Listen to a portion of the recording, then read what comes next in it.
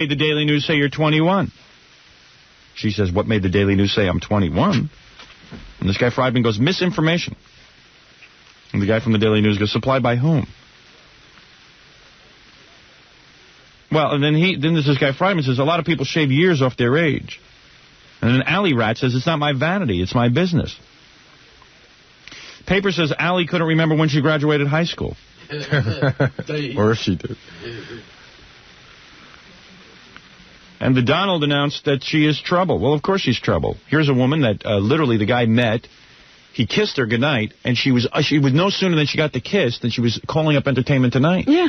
He kissed her on late, what was it, Saturday going into Sunday? Saturday going into Sunday morning, and Monday night she was on Entertainment Tonight. Monday night. By Monday, that means they had to have lead time. That means no sooner did the kiss occur. Then she wasn't booked the interview. She had a publicist. He kissed her. She had a publicist by, like, Sunday night. Right, by Sunday night she had the publicist. That's wonderful. Next thing I know, she's booked on Geraldo. So anyway, so now the publicist, Mr. Friedman, calls up. So I spoke to her, and she was thoroughly convinced, and she says, okay, I'm going to do it. Well, of course, if you make a commitment to do something, you do it. But this is yesterday afternoon. She asked for the address. She asked what floor, and I say all this for a reason. So then the publicist called me twice last night and said, just to double check, he hadn't spoken to her, but then he did. Right. All confirmed. So then he called this morning, and he said that she wasn't going to make it. I started giving him a really hard time about it. Right. And then he said he called her, I spoke to her, and then he kept trying to call her back. She had taken her phone off the hook. She said she never confirmed. But of course, it's in the paper today. Right. I didn't put that in there. They did. Right. The two of them are running around. They haven't a clue what to do. Well, let me tell you something. She will be nobody in 3 weeks. Well, this was her moment. This was her moment, and I'll tell you something. She could beg me from here till tomorrow. I won't publicize anything for her. I won't do anything for her, this Alley Rat. I'm not interested in her. Let her go on Geraldo. We'll see how she's treated. Well, she claims she's not going to do Geraldo. Good. She shouldn't do Geraldo because she should first figure out how old she is. It's hard to answer questions if you don't know how old you are. Sit down and try to figure out when you graduated from high school. Right. Why don't you do that today? Come up with a story. Well, her publicist said, that she's not publicity savvy, and she's trying to... It's not publicity savvy. If someone asks me when they graduate high school, I know how to answer that. I don't need to be public. All right. Very good.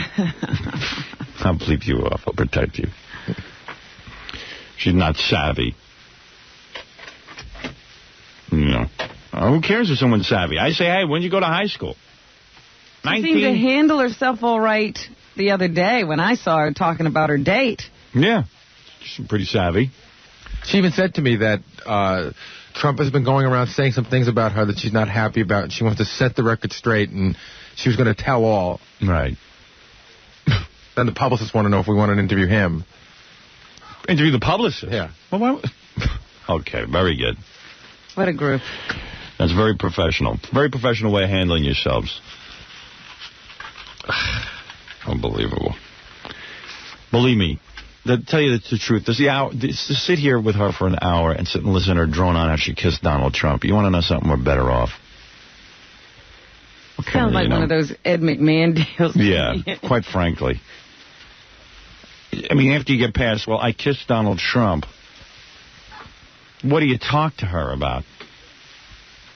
Her spectacular modeling career? All right, Gary, believe me, who needs her? Let her go to hell. The day I need her is I'm in big trouble. My career's over when I need her. But I don't like some professional way of handling oneself. Whenever I commit to doing a TV show, I do it. Mm-hmm. That's why I don't commit to doing anything. Because now I finally get smart. Hey, this thing's stupid. When I have to go do it, I'm going to be miserable. Now, by the way, just so you know, I have a publication called Inside Radio here. And it turns out we are on in Baltimore. Somebody should have told us, don't you think? I think that someone should have made us aware of this. We would like to know where we're broadcasting. I'm thrilled that we're doing it. I just would have liked to have known. We could have had a big announcement. Yesterday we were on, I guess, all morning, huh? No, I don't know. I have no idea if we were on yesterday. But why would Bob say, good to hear you again? We hadn't been on yet. Maybe he means he heard that we were coming. Maybe they announced that we were coming on today. Mm. I don't know. Because I'm assuming we must have been on yesterday. Let's see. It says Stern debuts this morning. Tuesday, October 1st, 1991. Okay. Okay. Stern debuts this morning on WJFK AM, Baltimore. See? Mm-hmm. I told you, I thought it was called WJFK AM. Infinity is rechristening the former WLIFA. Believe me, I wish my TV show ran like this, where I didn't have to know anything that was going on. We grow and we don't even feel it. Right. Our show on WJFK FM will be simulcast into... So, in other words, this is a simulcast of our simulcast. I don't understand that. It says here, they're simulcasting WJFK FM Washington. Oh, it's a total simulcast. The whole day will be simulcast, including Howard Stern and new afternoon hosts Don and Mike. Don and Mike. Oh, they call themselves by their first names. The audience is very familiar with them. Don and Mike. A new midday rock talk personality may be announced any day. Alex Bennett's name keeps surfacing. So I guess it'll be Howard Stern imitators all day on that station. All day long, yes. So in Washington now we'll have a station of Howard Stern imitators. Alex Bennett, the biggest Howard Stern imitator. His career goes off to San Francisco, becomes Howard Stern. So what's he doing on the East Coast? Yeah. Alex Bennett, the Howard Stern imitator of all time. Old man, 50-some-odd years old, became Howard Stern. But he says, I stole from him. Okay. I remember what I used to listen to Alex Bennett when I was a little kid. I know exactly what Alex Bennett did. If I stole that, I would have ended up in San Francisco on a third-rate station. And Don and Mike, we all know what Don Geronimo was doing when we went to Washington, Robin. Oh, yeah. He was a top 40 disc jockey. And then about 5 or 6 years later, he woke up and decided, hey, I could do Howard Stern, too. Now Howard Stern's gone, I'll do him. Yeah, now there's a whole station of Howard Stern all day. Guys trying to be Howard Stern, calling their wife, doing everything I ever did. Talking to the kids. Yeah. The whole thing. Don and Mike. All day dial-a-date. Why not that? Yeah. Well, Alex can do his dial-a-date that he invented, and then Don and Mike can do their dial-a-date that they invented. There may already be trouble in paradise. Rumor is that Stern was kvetching. Rumor? No rumor. Why is it always rumor is? How much could it be a rumor? I did it on the radio for 2.5 hours. When have you ever kvetched in private? Rumor is that Stern was kvetching last week. I hate when they incorporate foreign words into the English language, including Yiddish. Rumor is that Stern was kvetching last week about Don and Mike promos airing during his morning show. Whatever happened with that, by the way? No, that doesn't air during our show anymore. Okay. Infinity's Baltimore AM has been off the air for about a week, getting ready for the simulcast. And Howard Stern imitators for the rest of the day. It's very distressing to me. What can I do? But I'm happy to be on in Baltimore, that's for sure. That's something I wanted. Because... now my parents will think I'm talking to them again because we're going to broadcast into Baltimore. Well, I had no idea this was going on. The point of us broadcasting into Baltimore is so that we can reach Washington. I know that sounds kind of convoluted, but now... Because they're not that close together. No. But our AM signal goes way into Washington, D.C. Yeah, it's a big booming signal. So for those of you who... you can listen to us on WJFK AM or FM. It doesn't make a difference. Just make sure you tell someone about it. You'll hear the same great music. Yeah, with the same quality. 738, 92.3 K-Rock, WYSP, WJFK. We'll be back right after these words. Turn all morning. Classic rock and roll all day. What a nice vacation in Barbados. You know, really get away. Nice weather, good food, and you get this too. This is an incredible offer. I'm telling you, this is a great hotel. Someone asked my wife the other day, is it really true what your husband says about Barbados? And I mean, they couldn't believe this deal. It's certainly in my price range. It's in everybody's price range. Listen Absolutely. to this. Until December 22nd, 1991, when two of you visit Marriott's Sam Lord Resort, one stays absolutely free. What's even better, the one who pays gets a remarkable low price of $99 a day. And from October 5th to October 31st, it's only $89 a day. $89 a day. Now, where can you stay?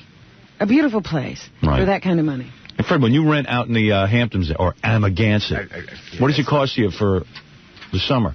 It's expensive. Okay, thanks.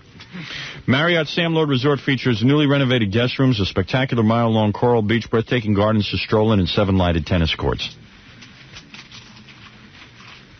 1-800-223-6388. Call that number right now and get in on this incredible deal at Sam Lord's Resort in Barbados. 1-800-223-6388. Ask them about it, or call your travel professional. I am telling you, they will tell you about Sam Lord's Resort and tell you how beautiful it is. All right. Marriott Sam Lord Resort, a Barbados resort. I wish we had some time. Yeah. There you go. And my voice has gotten tremendously deep today. Did you notice? Don't you think? Do you think it's very pleasant for our debut into Baltimore?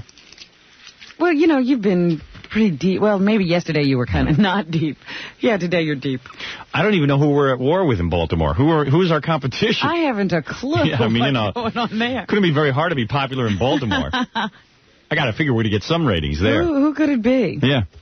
Which dingleberry zookeeper are we up against in Baltimore? We should do real well there without even trying. Even if we're lame, we'll do well there. Yeah, because the only thing I can remember is that guy who used to work with Ross Britton once went to Baltimore, didn't he? Oh, yeah. And failed. Right.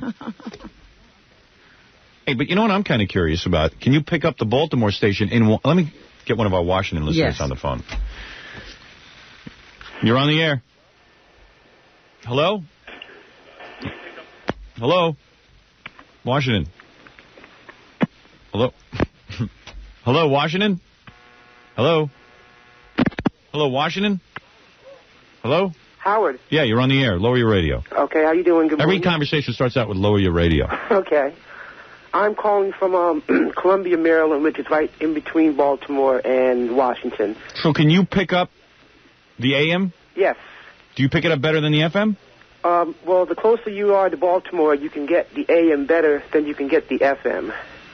So, I mean, from your house, can you pick up the FM? Yes, but you can pick up the AM better. So now will you listen on AM? Yes. Yeah, see? Mm-hmm. So we've done that as a service to our Maryland listeners. Okay. You know, screw Baltimore. And you know, I mean, as much as Baltimore's okay. We'll be number one there in about tomorrow. Yeah. We really don't have any competition here because the AM #1 show in Baltimore in the morning time is it's the all-news format. Right. Right, well, that's everywhere, yeah. Right. And the FM would be WGRX, which is something like the classic rock station. All they play is just classic rock. But there's no morning personality in Baltimore? No, not really. What happened to that guy Johnny Walker? I don't know. What happened to him? Well, Johnny Walker used to be on this station, so if we're on in the morning, he obviously can't be there. Oh, you mean he was on this station that we're on?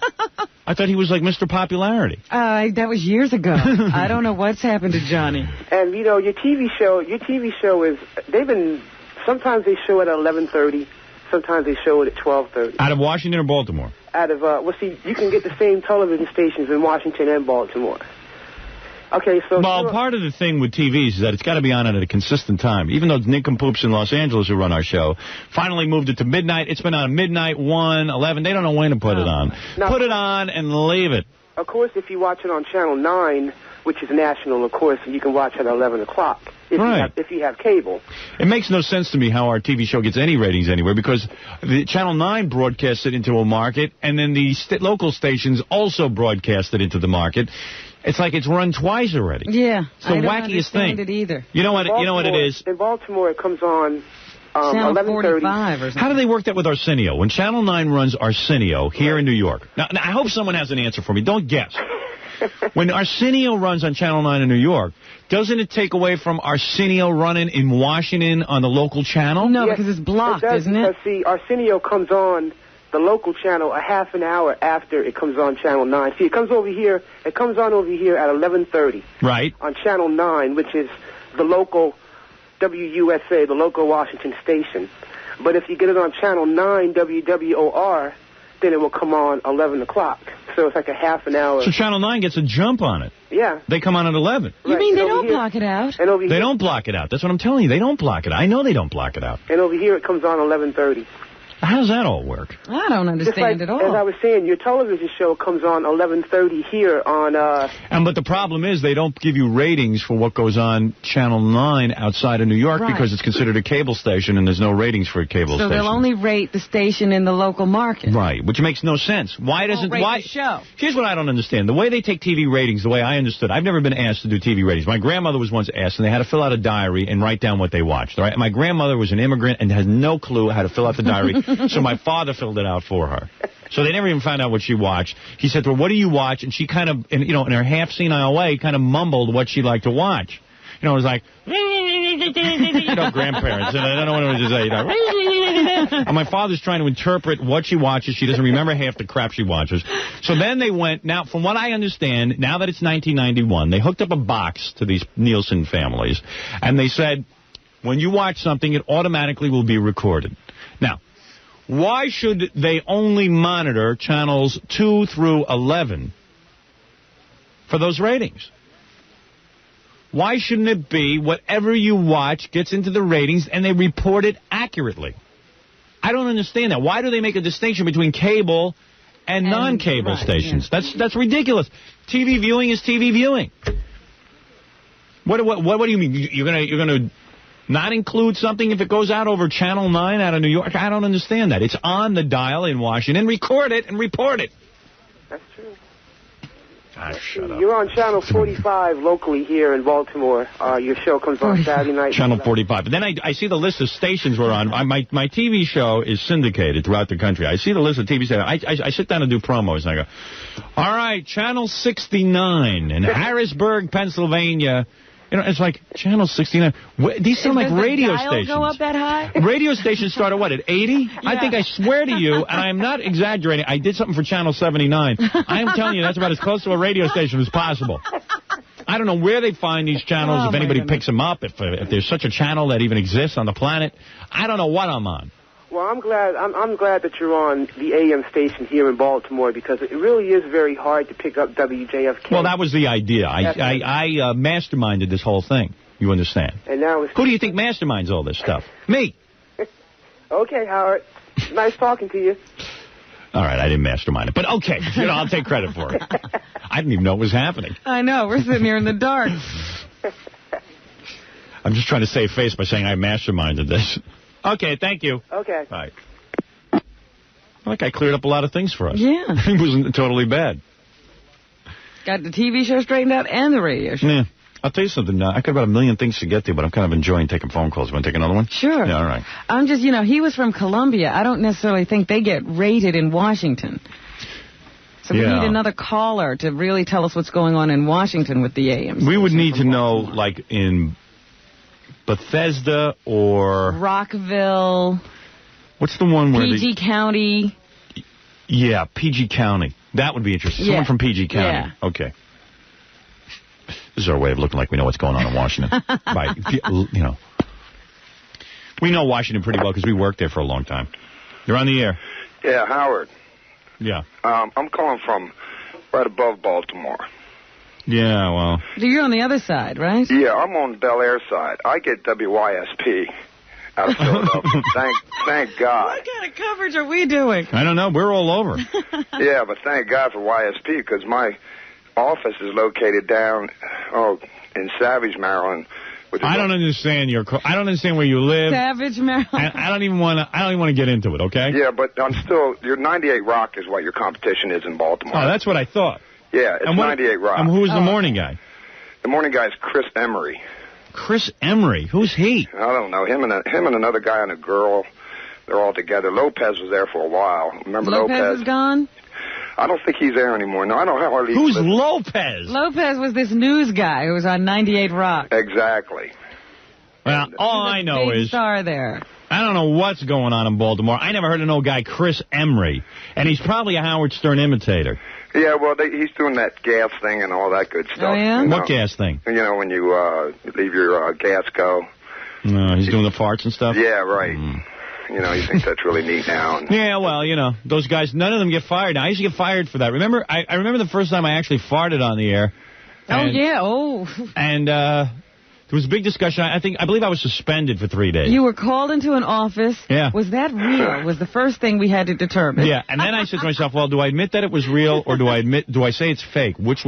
I said it was fake. Right. Meanwhile, it was real. Yeah. I took the microphone, put it up to my ass, and farted into it. I didn't have enough brains. It's okay to play a fart of someone else's, but not of mine. Yeah. Right. Directly into a microphone is bad. Well, that makes a lot of sense. You get into such weird discussions. Right. If you took a tape of somebody doing a fart thing, you would be okay. But if it was my gas, it was a different thing. That's right. All right. Well, where are you located on the AM dial? I'll just try to find you. I can't find you. 1300 on the AM dial. Yeah. 1300. Is it exactly 1300? Yes. Oh, okay. All right, thanks. All right, thank you, Bye. Howard. You see, we want to hear from a guy who's like more... In Washington. Yeah. Hello, you're on the air.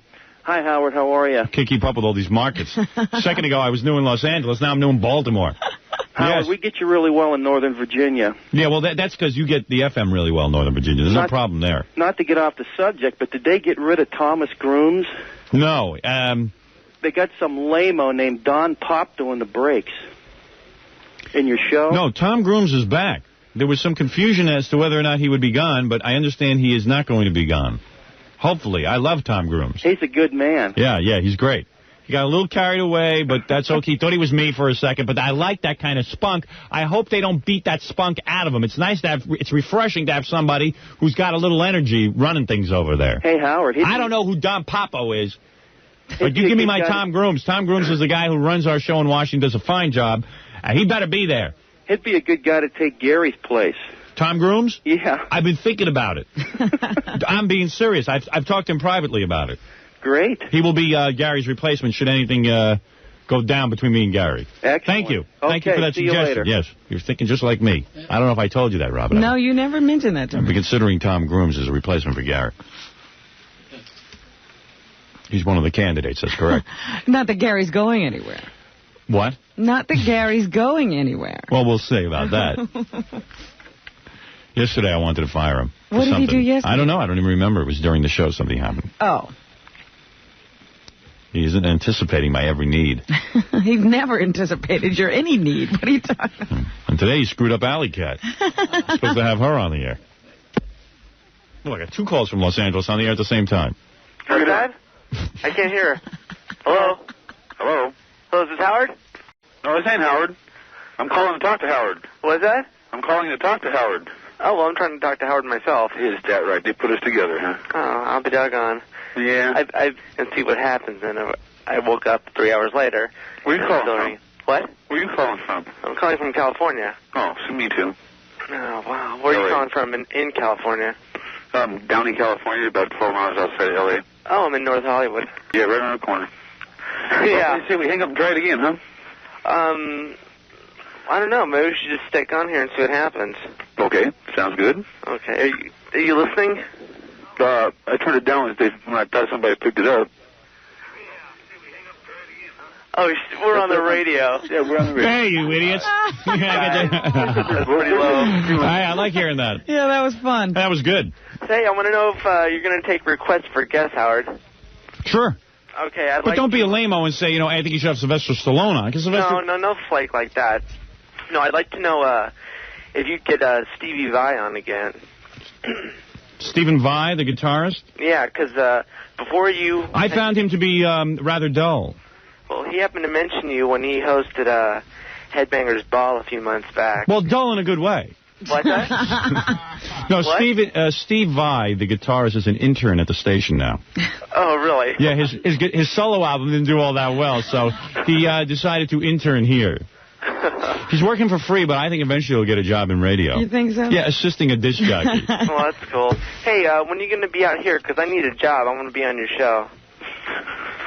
Yeah, well... Well, why shouldn't I be? You know what it is? Most people who want a job with me want it because they think they're not going to have to do any work. Well, this is what I found on my TV show. Well, look, how many hours a day exactly do the people work for you? People like to work for me because they think I'm a fun guy. I'm not demanding. But in reality... In reality, there's no fun going on here. Uh-huh. Don't think it's all so glamorous. The only advantage is if you're single, you will get laid a lot. Even Gary, loser Gary, has gotten an incredible amount of women off of this show.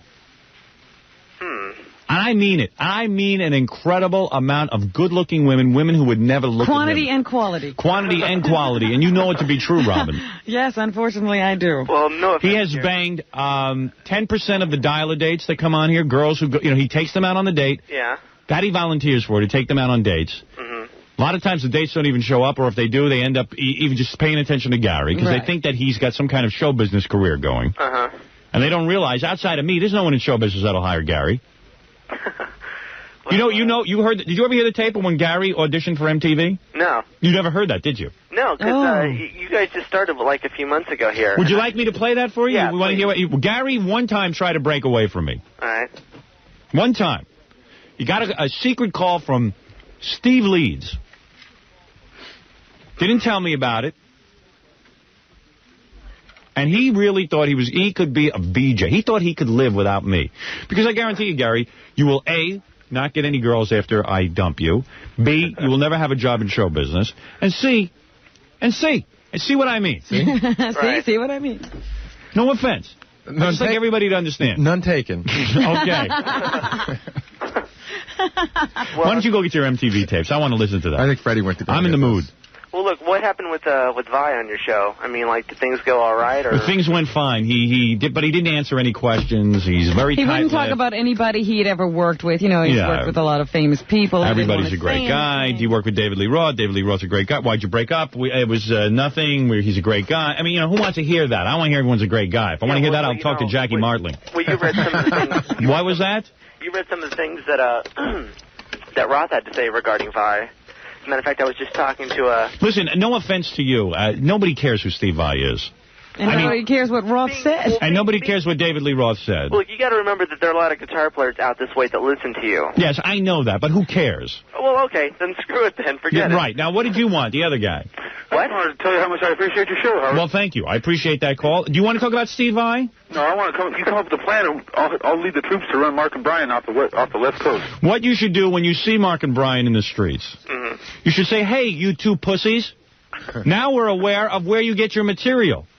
You lame version, watered-down version of Howard. You don't think getting them stuck between the tandems in my truck would do any good, huh? No, you don't have to do that. You just got to torture them with my name. All you got to do is say Howard. Howard. If I get some tire tread that spells out your name, and we run. No. Just aim your farts at them. Let me tell you something. These two guys are losers, and they're going to lose their audience. Mark my words. Good, because they suck, major. Did you see their TV show? I saw parts of it. All right, well, then you decide. You decide what that is. It's a joke. It's a joke. Two guys hugging each other, doggy style. Like that Jacques Cousteau thing that they. Jacques Cousteau, right? I mean, heck, I'd rather watch Cousteau, who's like telling you something intelligent. What is that show that you watched? Jacques who? Jacques Cousteau, I guess. Jacques Cousteau? Yeah, there you go. Okay, I like that. Yeah. Now let me tell you, you're absolutely right. Jacques Cousteau goes down in a shark cage. What do I need to see that for? Exactly. What's like watch two guys hug each other? All right, very good. The ratings proved me out. Thank you. Yeah, you guys are doing real good. Right. Bye. Right. I'll play you Gary's MTV tapes. I want them to hear it in Los Angeles, Gary, and in Baltimore. I want people to know what it is when you leave me, what happens. Well, this isn't... Let's admit that you thought you were really going to get this. This was an opportunity. This wasn't me... This isn't what I would plan to do if I left you now. It's just Right. This was an opportunity that accidentally came my way. Once in a lifetime thing. We'll be back right after these words. 94 WYSP. Howard Stern all morning. Classic rock and roll all day. What else he did afterwards? Hey, why don't we get that guy on the phone, Gary? Get that guy on the phone. I want to hear about it. Yeah, we want to promote Jackie. Yeah, I want to promote Jackie's appearance. Now, tomorrow night, Jackie and his buttocks will be at Bananas Comedy Club in the Fort Lee Holiday Inn on Route 4 in Fort Lee, New Jersey. For jokes and information, dial 516-922-WINE. Also, next Wednesday, October 9th, at Bananas Comedy Club in the Radisson Hotel in Poughkeepsie, New York. Go try and stump the joke man. It's going to be a good show.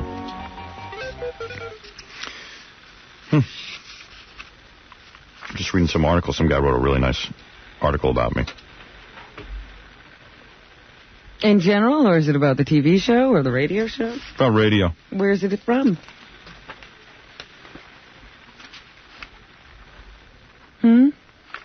What? Where is it from? I'm trying to read. Oh, you. I don't know. It's something called Talkers. I never heard Talkers. It's about... Oh, that's that... it's a new magazine about talk show hosts. I think it's just a radio industry rag. Oh.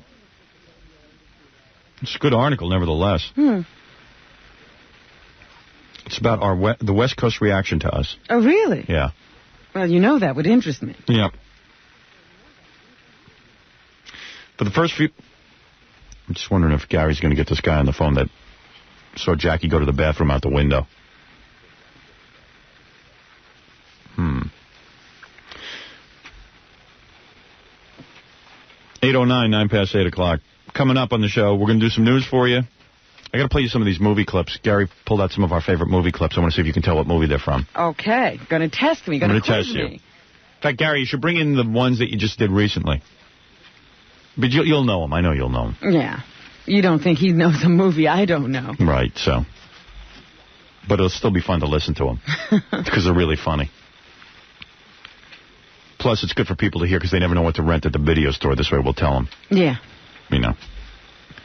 You know what I rented the other day? Alice, Woody Allen. I like that movie. Yeah, that was really good. Did that get a bad review or something? No, it was just very quiet. You know, I don't even know that it was in major release. I thought it was going to be some boring kind of talky thing, because Woody Allen's been getting like Ingmar Bergman lately. Yeah, he gets into that serious mood every once in a while. This thing's wild. Just when you think it's getting serious, it gets weird. It's about this lady, Mia Farrow, of course. Boy, she's lucky she met up with him.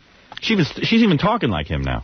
Mia Farrow talks like Woody Allen. Yeah, she's gotten that halting, hesitating. What? I don't understand. What are you saying? I don't understand. If I ever become an actor, that's what I'm going to do. I'm going to just pretend to be Woody Allen. What? I don't understand what you're saying. What are you saying? Well, I don't know. I don't know what you mean. You know what? Woody Allen should just put on a wig and play that part. Well, that's, I noticed that a lot of times he doesn't cast himself as himself in the movies. Right. He'll cast Michael Caine or Martin But you hear Landau, him talking. and they talk like him at that point. What? And this time it was Mia's turn. And I'll tell you something, even John Hurt was talking like Woody Allen, and so was the lead character, the other male guy in the movie.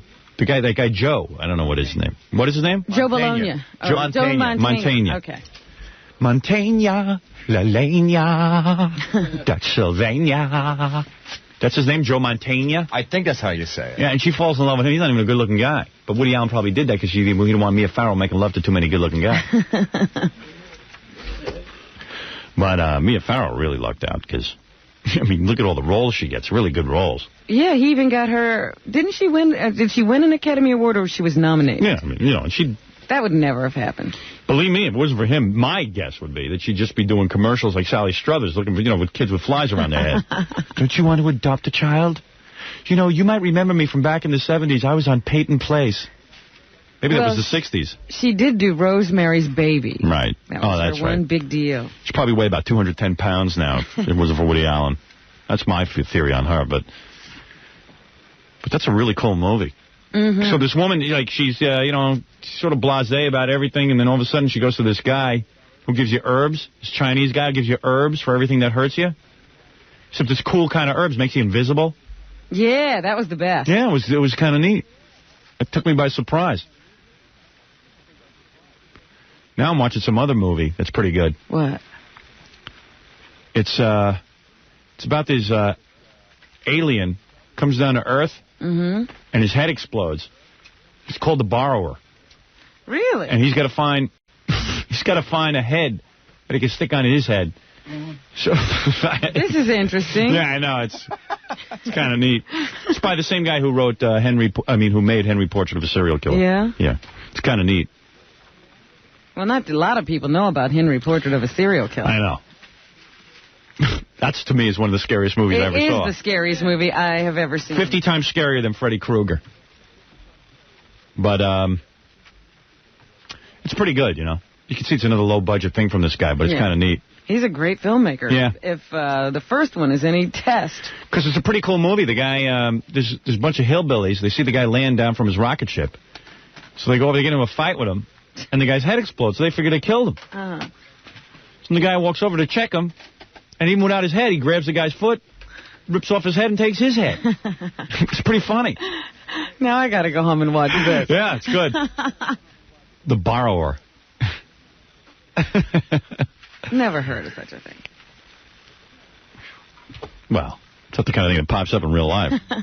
813-92.3 K-Rock. Did you ever see the movie The Hidden? I think so, yeah. What's that about? That's the one where this alien presence inhabits people's bodies. It jumps out of one body into another. I think I've seen that. Oh, it's a great movie. What is it, Gary? I had to track him down. This is Jackie's friend Mike. Mike? Who's driving the car. All right. Supposedly that. Mike? Hello? You're on the radio. Hey, that's all right. Okay. Hey, Jackie, you maniac. What the hell did you do to me? Well, he didn't do anything to you. Well, Mike's finally able to talk about it. He's been speechless. Oh, I see. He means about what did you do to me About the actual incident. You know how they say that everybody gets their 1 minute of fame in life? Right. Well, this is like my 1 minute of fame. Well, Jackie's still waiting for his 1 minute of fame. So you're way ahead of him. How you doing, man? This is too much. So I got. Now you and Jackie have not spoken in how long? Well, this is the funniest thing. The last time I saw Jackie in person was at his famous 4th of July party, which you showed up at. Yes. I think it was like 2 years ago. Wasn't it the worst? It was more like 5. Yeah, it's been a long time. Oh, God. I remember you were talking about his folks sitting there sort of like statues in the garden. Yeah, in the lawn chairs. Propped up in the lawn chairs. Hey, Jackie, go over and say hi to my mom and dad. I was like, right. You mean those two people who are just sort of, like, are they breathing? Yeah, are they real? Yeah, I mean, they just sat in the lawn chairs. But you would just sit in a lawn chair, too, if your son had urinated on you. Oh, man. Listen, you got to tell me exactly. His mom is nursing a nice bottle of rye in the back of his car, and Jackie throws his bottle of urine out the window and hits her in the face with it. Yeah, you think what he did to you was bad. Yeah. Well, see, that was natural for Jackie. He didn't know what a bathroom was. Well, Jackie is the life of the party. And then afterwards, he's always like, when people are disgusted with him, he goes, nobody has any fun. It's a party. So it's like something's wrong with everyone else. Yeah. When he was throwing everyone in the pool and certain people were dressed nicely, they didn't want to be in the pool. Hey, man, what do they expect? No, they don't expect some nut. Things don't change, do they, Mike? I'll tell you. All right, but Jackie does it with an anger. He wants to get back at people. Yes. So, okay, so you know what I mean, Mike? I know exactly what you mean. Okay, so anyway, Jackie thinks this guy's kidding, but he's not. Hey, so anyway, you're driving in your car, right? Yeah. And I guess what there was a competing high school filled some high school students from another high school, and Jackie wanted to do something rude to them. You see, it's more complicated. Mooning and sticking his ass out the window was like a very natural thing, and I thought that's all he told you. But he really told you what else he did, right? He did a harvest moon. Evidently, I never heard of this. Now, that's a harvest moon. I didn't even know it had a name. So you can verify that you were driving along in this car, and what Jackie pulled is, he says, hey, I'm going to moon, and I'm going to take a dump in the road? No, he just made, like, sort of that face that you make sometimes. Oh, so you're looking at the face. I was looking at him driving. So in other words... And I had no idea what he was doing. Oh. But he just let it go. Oh, goodness. And the only thing I remember is when we were driving along, some lady yelled out, hey, Baldy, with the cigar in your mouth, stick your head back there. Oh, no, but seriously, you mean, so he did this, and then you didn't believe it, and then Jackie wiped himself on your windshield. Yes, that was Jackie's signature. That meant that he really did it. And well, that's unbelievable to me. I'm going to be sick. I'm going to be ill. Oh, yeah. That's my man. Well, you've outdone yourself. Well, and you. I love. He's a beautiful person, but he's pretty disgusting. He's a sick man. He is a sick man. All right. Well, listen. Thank you for verifying that. Well, very happy to do it. Oh, Mike Belly. Very good. Thank you, Mike. Okay, Howard. Nice talking to you. Very good. Bye-bye. Bye. There's Mike, Jackie's friend. No, he told me about this. We were driving together, and we're in the car, and he starts telling me about it, and I go, of course, the wheels are going in my head, and I'm already writing it down to talk about it with you on the air. Yeah. And then he sees already that He realized that I'm going to be talking about this. All of a sudden, that light bulb came on. He goes, well, I told you about this a long time ago. He always tries to palm it off as something you knew already. Yeah, Not that big a deal. And I go, Jackie, you told me about this, and I wouldn't respond in some unusual manner? Come on. Then he denied it, and then finally we tracked down the guy. And I guess there's no denying it, huh? And today in the office, we'll tell us stories about that guy. Yeah, Jackie claims he's got a lot of dirt on Wild that guy. stories on that guy. Well, okay, that's his business. Jackie's new thing is pretty funny, though. He tells these stories, and they're so outrageous. Yeah. And then he'll tell you another one, and you get outraged by it, and then he tells you that he was just making it up to see if he can get you outraged. I see. Okay. Because he's embarrassed. All right. 818-92-3. One time we were masturbating in front of my grandmother on some snow. Well, you've done that, haven't you? No, I didn't have that. It's a high school prank. Yeah, because we were all laying there, and Butch... No, there's always a Butch or a... Burf. A Burf. Yeah. Butch pulls out his pants. We're in the snow, really horny, and we're drunk from a bunch of beers. This guy grew up in New York. Very good. I really think he has a problem with... with the show. With what? No, your problem isn't with the show. Anybody involved. But with bathroom the and... lower part of their body like Very that. involved. Oh, I don't know what that is. Well, there's just a lot going on down there.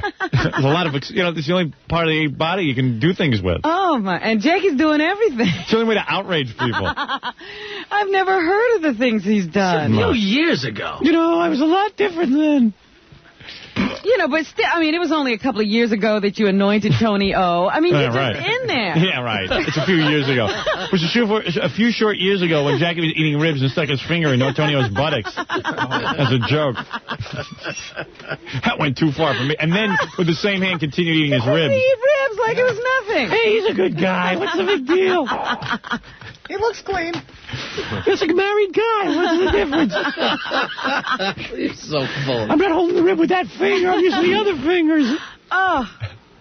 I just wouldn't want to smell Tony O in my hands and he'd be eating ribs at the same time. All right, it's 8:20. We'll be back right after these words. You know what? You got those movie clips? All right, why don't you get those, and then we'll do some news, and we got a bunch of other things to do. We'll be back right after these words. 94 WYSP is everywhere. 94 WYSP. Howard Stern all morning. Classic rock and roll all day. Yeah, I like to give you tips, Robin. Yes, you tell me where to go. A lot of cool guys hang out at Notes. Notes is celebrating the end of the summer with their incredible lobster festival. This week during happy hour at Notes, you can have a whole Maine lobster for only $4.99 each. That's right, only $4.99 for a whole lobster served hot with lemon and drawn butter, or served cold with your choice of 4 different sauces at $4.99 per lobster. You can have as many as you want. How can they do that? While you're there, ask you about how you can win a trip for 2 to Europe. Let me tell you something. Getting people to try Notes, this is my guess. They got to get some people to try this place. Right. So they're going to take a loss on the lobsters at $4.99. But at least once you go there, you're going to become a regular customer with like special deals and winning trips and all that kind of thing. Notes is New York's hottest bar and lounge, located just across from Carnegie Hall on 7th Avenue and 55th Street. Call Notes at 212-484-3397. That's what's great about the American system. Everyone's competing, you see. So they have to come up with a lobster deal like this. And we benefit. 212-484-3397. And, the homeless complain about not eating, but when you can get a lobster for $4 here in New York, I'm going to tell you something. Anyone can afford that. That's an incredible lobster festival at Notes this week only from 5 to 10 p.m. Notes. Thank you. What is it? No, you wanted to... Yeah, I know what I'm doing. All right, don't tell me. I didn't play your MTV audition, right, Gary. I got those too. Want to hear that, Robin? Yes. It's fun to whip that out. I haven't heard that in a long time. I've forgotten about it. Okay, wait a second. Before you start, can I just say this is almost 4 years ago. Right. And I never said I was on-air talent. I never came here. What happened was I was on the David Brenner show, and I sent Gary running out ahead of me. Mm-hmm. Steve Leeds saw him and said, hey, maybe he'll make a good VJ. So Gary had delusions of grandeur. Can I tell you where I got those delusions from? I do have to say one thing. Remember our old producer from our national radio show? Yes. He was good friends with Steve. Yeah. So he kept calling me up on the sly going, Steve really thinks you could be the one. And he started to get me crazy. Yeah, right. I was like, wow. But you really blew it because... The one yes, what? I did. What's amazing? Yeah, right. Just to repeat history a little bit here, Robin. The amazing thing is I said to Gary, I said, you want to get this job? You talk to me about it, and I'll tell you what to do. So he talks to me. Actually, I did know you were going for the interview, didn't I? Yeah, I told you like the day before. Right. So I said to him off the top of my head, I would go in there. I wouldn't read a thing that they give you. I would shave on camera. That's all you got to do, because MTV is stupid. All the VJs are stupid. All you got to do is shave. Go on there and shave. Say, hey, I wonder what I look like without my mustache. Shave off your mustache. Do something like that, and don't even read the news, because you can't read. Right. I've heard you read. Don't forget, you only had 4 years at Adelphi. Think I needed more? I'm just saying it's not much of an education. Oh.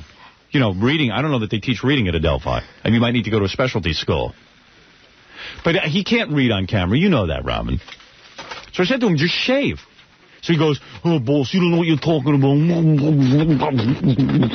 He decided to stick to the script. Right. He doesn't listen to Howard. Good-looking dude. Right. All he has to do is read the script. So he tried to be like Dweezil Zappa or something. You know what I mean? He tried to be like Dweezil Zappa. Yeah, the cool guy. The cool, cute guy. Who's got a lot of rock information. Yeah. China Cantner, she's so stupid. She can't do anything. She wasn't even there when I went there. All the different VJs he's going through. You flip-flop history. Now, you know, the Frankenstein monster is wittier than Gary on MTV, which you'll hear. I offer you proof. I'll tell you what happened. I got there, and there were like, it was one of those cattle calls. It was like 6 or... But let's just say... What? Oh, I thought my mic You're still on, yeah. Good job. Let's just add... That's what he was like at MTV. Yeah, right. Let's just add in that the guy who ended up getting the job, Kevin Seal, do you know what he did on his audition? The guy shaved. What? Believe it or not, he shaved. Shaved his head. Shaved his head. He shaved. Now, how did he know to do that? Here at Howard. You didn't see it on you know the air? What? He was some college guy. He was in Seattle. He was in Seattle. I don't even think he heard. He just happened to shave. He used a little ingenuity. Thought he'd get a little wacky. Right. What's Mark and Brian going to do about their ratings? They have no Gary. They're dropping every day. Oh, they probably do, but they wouldn't notice it. Wait till I read you this article. This guy hit it right on the head. Oh, yeah? It says, says, everyone here wants to know if Howard Stern is going to beat Mark and Brian. It's real simple. Just listen and you'll know. And at the risk of sounding like Yoda in closing, you can feel it. It feels good. Ooh. I like that. But the rest of the article is kind of interesting. About my Rodney King thing. Oh. Guy agrees with me. Another one. Anyway, all right, Gary's MTV tape. Hi, I'm Gary Delabate. It's time for Addicted to Style. You know, until recently, bras were a practical kind of thing. So far, he said 2 words. Style. No, style, I said, okay, practical. No, practica. Dicted to style. Practica. Wait, we're not going to go over this word by word, are we? Wasn't that Practo? Practo.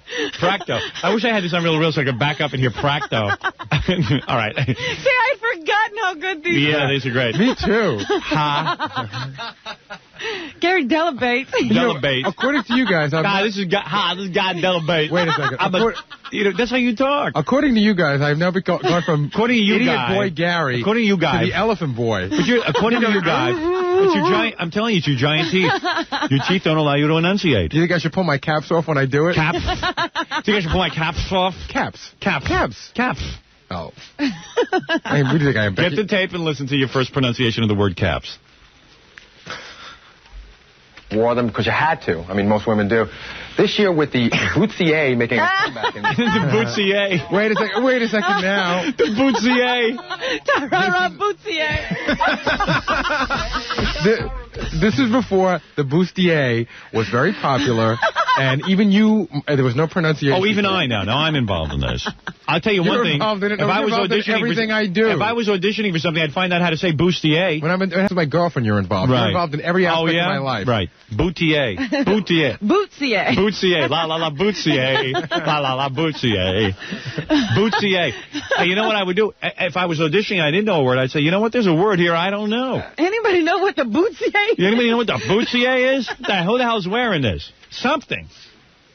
Oh, no, but you're the cool guy. You had to be the cool VJ. He thought he was going to be the new cool VJ. I took a tack and it was wrong. Mr. Slick. And you should have seen what he was wearing. I had 2 roads and I chose the wrong one, okay? I admit that. You dress worse than John Norris.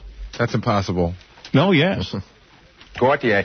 Anybody ever hear of these words? I mean, I know no... I'll replay this so we can hear it all through. Yeah, because he's got John Paul Gaultier's name. Jean-Paul Gaultier. Didn't I just Gaultier. Didn't I just say what you told me to say? He said... Shh. Oh, sorry. Women who wear these things, well, they're designing bra dresses, and brassieres are downright fashionable. A bra show was recently held at the Tunnel, which is like this kind of hip New York nightclub, featuring all shapes and sizes, and this was called the J.C. Penney bra. The designer took a strapless bra, glued pennies to each cup, very similar to what Madonna wears in Open Your Heart.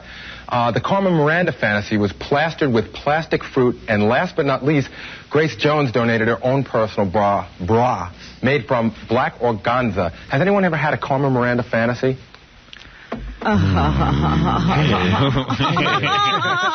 I sound like Bruce the engineer. Hey. That's all right, though. You know what I found? I'm still working up the nerve to bring it in here so you guys can hear it. What? I found a tape of me interviewing a guy when I was working at WRNW, my first radio job. Yeah.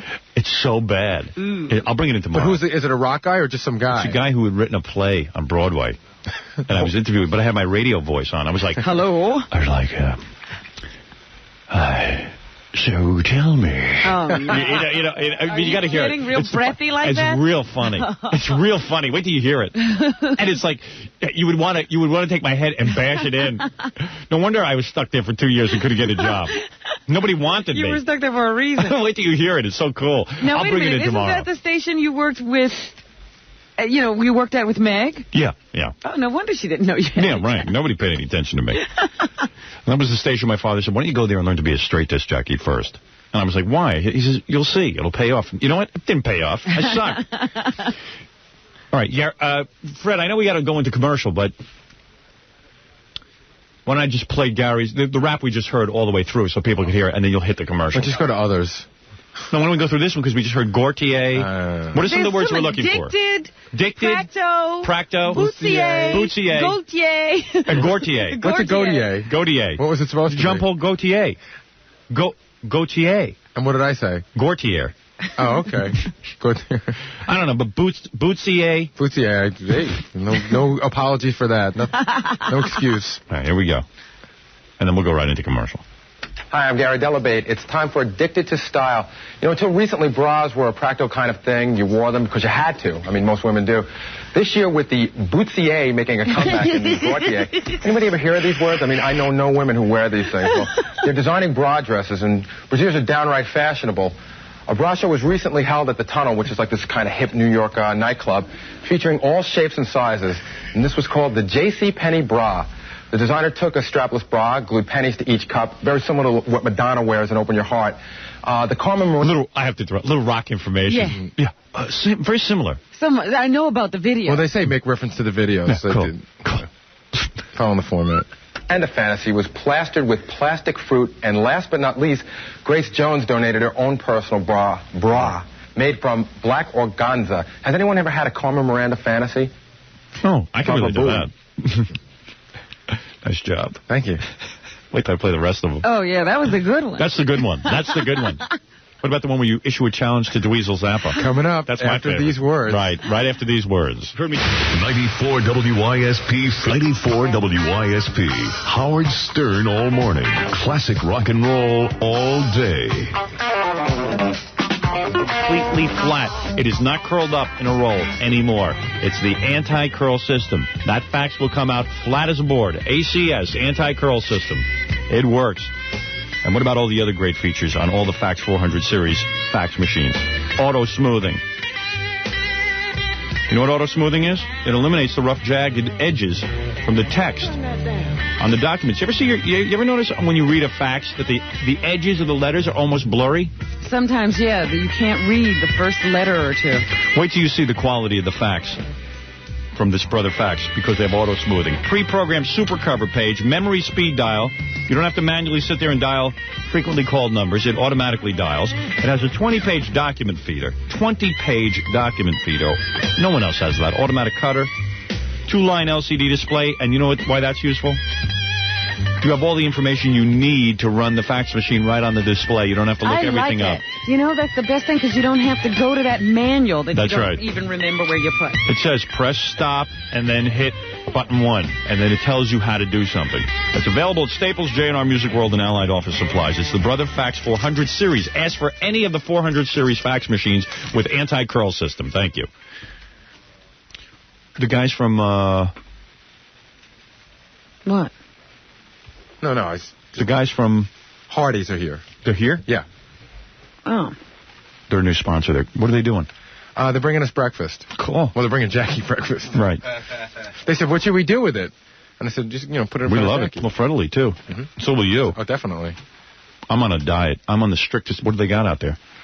I didn't even have a chance to look. Why don't you tempt yourself before you talk about how much you're on a diet? Yeah, maybe I could eat a little something. That's what I'm I am starving right now. I have been eating nothing and losing no weight. Well, that's the wrong way to do it. You hear that? That's my stomach rumbling. I'm losing no weight, Robin. But you're not supposed to starve yourself. There's a balance you're supposed to hit. Your body needs food, Howard. Such an expert. I'm gonna go get those people ready because it could take a minute. But we want to torture you with your MTV stuff. Yeah, but Tom thought it'd be a good idea if they came in now because the food's hot. The food's hot. Oh, okay. Oh, Tom. Tom is a caterer. He's not a you know what? We found Tom's talent. Our general manager is a good caterer. Guy's such a loser, our general manager. I got to figure if Tom was any good at what he does, he would have been running a group of stations at this point. Haven't you figured Tom out? Help me. Tom? I have figured him out, but yeah. I want you to explain it. Tom doesn't like hassles. Tom doesn't want responsibility. Then why doesn't he become a waiter? He's found a way to make a very nice living without all of that. What do I need aggravation for? Yeah, he's not pushing to become anything else. You don't see him looking to do anything else. Let's ask Tom if he has any other ambition in life. Like, does he just want to be the general manager of this radio station for the rest of his life? Or does he have like a goal? No. Beyond this? Hey, Tom, come on in. Come on. We just want to ask you one lousy question. You're my guest today. Since Alley Cat isn't here. Hey, Howard, this is Al and Steve. Al and Steve. Now, here's guys with ambition. Steve. Guys from Hardee's who make good food for good people. I like that. I like Hardee's. Hey, hello, Howard. How you doing? Nice to see you. Nice to see you. Nice to see you guys. All right. You might tempt me with a little of that Hardee's food, I'll tell you that. Can you smell it already? What's that, juice? Hey, you know, I got to ask Tom, our general manager, one question, though. After we eat with you guys. I can't forget that, okay, Robin? When we're done with the guys from Hardee's. It's good to have you guys with us. What do you guys got to eat? What would you like? We got some biscuits. Oh, yeah, let me see those. Some pancakes. Biscuits are on my diet. Pancakes? Oh, you're making this tough. These are good. Made from scratch biscuits. Hardee's got great breakfast, huh? Oh, terrific. Man. Yeah, much better than those other guys. Look at that. Oh, look at that. What is that? Oh, man. Oh, that's cinnamon We're all raisin salivating. Wait, what is this? Cinnamon raisin what? Cinnamon raisin biscuits. Wow, cinnamon raisin biscuits. I want to eat this so bad. Jackie, come here. What is that? Hey, Gary, what is that? Don't give anything to Jackie, that animal. Oh, my goodness. No. What is that? Same thing. Oh, they look wonderful. You serve these at Hardee's? Oh, yeah. I didn't know that. Well, actually, Roy Rogers stores are now carrying the Hardee's breakfast. Really? Yes. Oh, is that right? Yeah. So at all Roy Rogers, I can get a Hardee's breakfast. Right, exactly. Most of them. Most of them starting tomorrow. No kidding. Come here, Jackie. Starting tomorrow? Hey, Gary, let me see. Starting tomorrow. What else do they have? Let me see somebody eat this. I want to take a bite. Freddie's already eating the cinnamon. How is that, Fred? It's incredible. It's good, isn't it? I can tell from the smell of it. Oh, yeah. See, here's a good breakfast. All right, we got Hardee's ham biscuits, we got Canadian bacon biscuits, we got sausage and egg biscuits. Oh. All kinds of good biscuits at Roy Rogers. What else is in there? Test egg. Hey, Jackie, a little punk. You eating all that? Yeah, here's a sausage and egg biscuit. But you know what? Sausage and egg for Jackie. Wow. You got sausage. Repeat those again. Sausage and egg. Sausage and egg, ham, Canadian bacon. Wow. Let me see sausage and egg. Well, that's good stuff. Let me see that. Let me see you eat it. Let me see what's in there. Yeah, we eat vicariously through other people. I sit and watch what Jackie eats all day. What are you eating there, Jackie?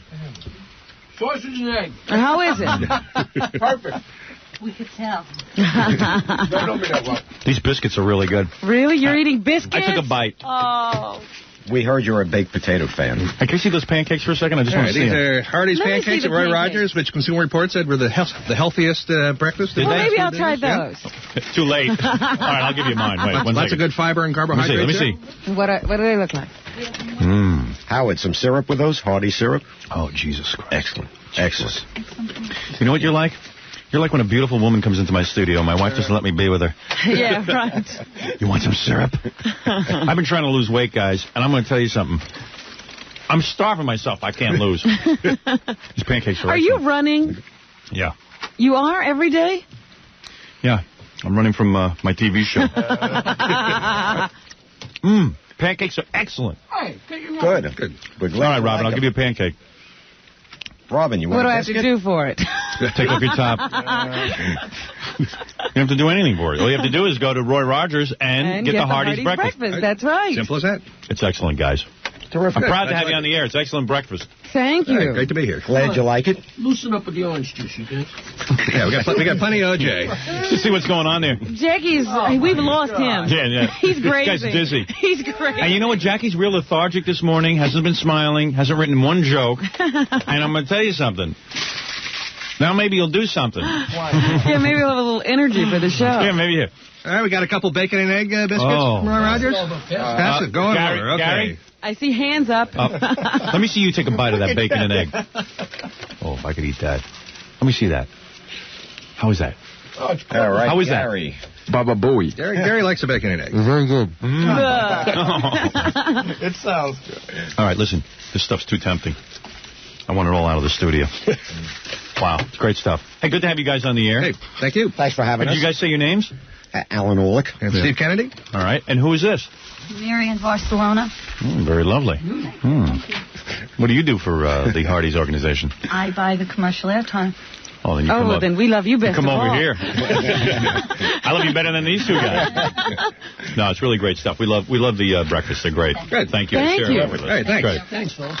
Gary, Howard. wipe the egg and bacon out of your mustache, my friend. We have the woman here who buys time and the two gentlemen from Hardee's. What's the matter with you? Great. Thank you, guys. Nice meeting you. Thank you. Nice meeting you. Nice meeting you. We're moving in Nathan. That's called the business schmooze. Those guys meeting each other and doing all that. Yeah. That's called the client meeting. Thanks, guys. That's right. Yeah. You just took one live on the air. Now I don't have to meet with you guys outside of here. Took care of that. Listen, oh, wow. Get these biscuits away from me. I'm eating them. I know, because those look these are really incredible. good. Really You will good food. never be able to keep away from those if they stay there. I recommend you stop at a Roy Rogers and pick up a Hardee's Ooh, breakfast. yeah. All right, the bacon and pancakes right here, because I'm going to eat them all. Let me try it. We'll put these out for the K-Rock vultures. Yeah. Where's Tom Chisano, my general manager? Oh, you need him? Well, just tell him that I want to ask him what his ambition is after he leaves K-Rock. I mean, there's got to be a time in his life. That would be retirement. Oh, you think that's going to be retirement? You think that's when he just goes off? Right. No, I mean, it seems to me that there must be some entrepreneurial There is spirit. nothing burning in Tom. Nothing. I mean, there's no desire to move on after this. There's nothing going on. He wants to run this station and then retire. That's right. Okay. There he is. Tom, I have one quick question. I don't mean it as an insult. If your answer, whatever your answer is, just be honest. There are no right or wrong There's answers. no right or wrong answer. Thank you. Thank you very much. That's right. Right. Tom, Howard. in other words, how old? Howard, What? Nice shirt. Thank you. How old are you? 44. 44 years old. What is your long-range plan for your career? I mean, I never asked you this. Well, I mean, your ambition besides Little League coach. Go ahead. Of course, we'd hate to lose you, Tom. Yeah. I know that if you left a station, I would be very upset. It would be a great loss. Very nice. I probably would follow you out of here because I feel... For at least 30 seconds. Well, no, you are the spiritual leader of the station. Thank you. All right? Thank you. Who said God would?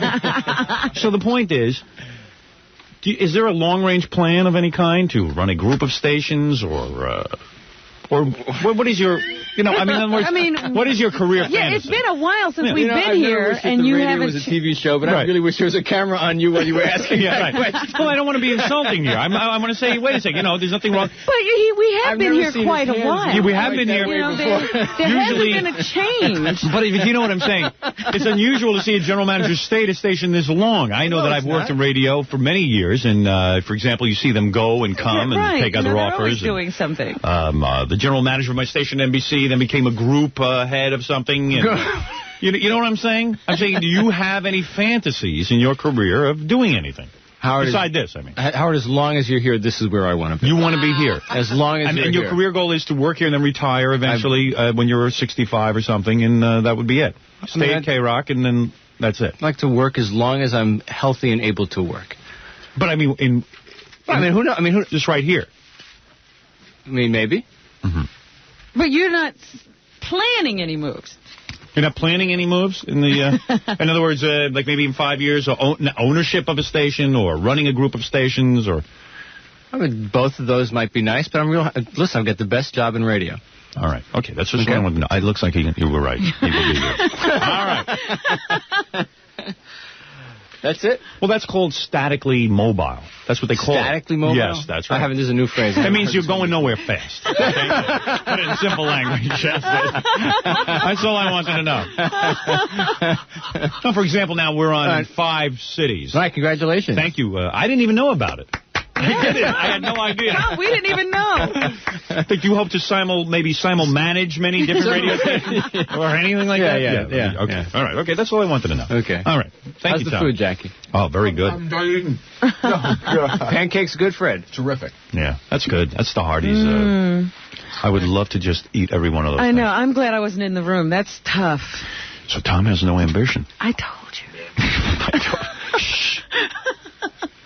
He's amazing. Happy as a clam. Just as happy as How unfortunate. Oh, there's nothing he wants to do. Now, where were we? We got to do the news, and we still haven't played Gary's MTV audition tape. I know. I haven't tested your movie knowledge. That's true. You mean to tell me Tom's dreams are blank? Like, in other words, like, when he sits down and fantasizes? When he has rapid eye movement, nothing's happening. I mean, he's like a guy who marries a woman. He must be like the guy who marries Christy Brinkley, like Billy Joel. He probably sits down, closes his eyes, and starts to fantasize about women. And he goes, "What? That's my wife every minute." He just fantasizes about this job. Yeah. Well, okay. That's very important. It's almost like when you go to the movies before the picture starts, and they get that thing up on the screen that just kind of moves around. Right, that jelly kind of stuff. Like the Joshua Light show? Yeah, right. Gone to hell. Looks like somebody urinated on a Petri dish, and they're just showing it over and over again. Right, sort of a lava lamp kind of thing. You mean tell me that's what Tom's dreams look like? It's just like... No, they're not that intricate. Okay. All right, we're going to take a break. We're going to play the violin for an hour. Okay. Would that change your perception of what she's doing? That's a concert. That's a concert. Absolutely. At least she's doing something other than having, 30 people show up and then just sit around and schmooze with them. Anthony, you're on the wrap-up show. Hey, what's going on? I'm a big Shuli fan. I mean, I'm a stand-up comedian. I've moved out here to PA from California, and just the transition there. But, she's promoting the show because she is bringing... She's using the Stern Show as saying, I'm bringing the female listeners and trying to make money off that. Because the block party is just completely different from what she's trying to do. She doesn't have an act. So she's using the show to get the female listeners out there to make money. I mean, she's got to rent a car. But why is that wrong? I'm just going to play devil's advocate. Why, if you could say that Shuli and Ronnie are using the show to get male listeners to come out and see male-based humor, even though there's a lot of women there as well. So if Lisa feels she's going to talk to female listeners, why is that wrong? But why does she have to make money of it? If she started to support the show and won a gig, she should be able to be like, hey, I'm Lisa G. Come, get listeners to be more attracted to her, not because I need to make some money. Why should the guys from the block party make money? Shouldn't they just be, Shuli's a comedian, shouldn't he be out there for the joy of making people laugh? Also, would it matter to you? I pay money to go see the block party. I pay money to go see the block party. I was up in Canada, and I saw the block party. It was fucking awesome. It was fun. But Anthony, people don't have to spend money to go to Lisa's event. They just won't go. Right. The reason I wanted to pick up his call is because he said Lisa's scamming people. And I think that's a poor choice of words because I think Lisa's being very upfront about what she's doing. I don't think there's any scam involved. Well, you know what? We should get Jason down here because he said that he feels like she's scamming people big time. But she's being very upfront about it. I mean, I don't think anybody who pays can't walk away surprised with what they're getting. What were you going to say, Benji? Well, would it matter? As I said before, I don't think there's anything wrong, and I think Lisa could say she's putting on an event in a different kind of way, but she's still putting on an event. I don't think there's anything wrong with that, except I felt she was being very hypocritical towards when she was criticizing me. But would you guys say it's any different if, let's say, this cupcake place hired her for an appearance and they paid her? I think that's different because you're not taking money from the listeners. Right. That's a huge difference right there. In other words, the cupcake place paid her.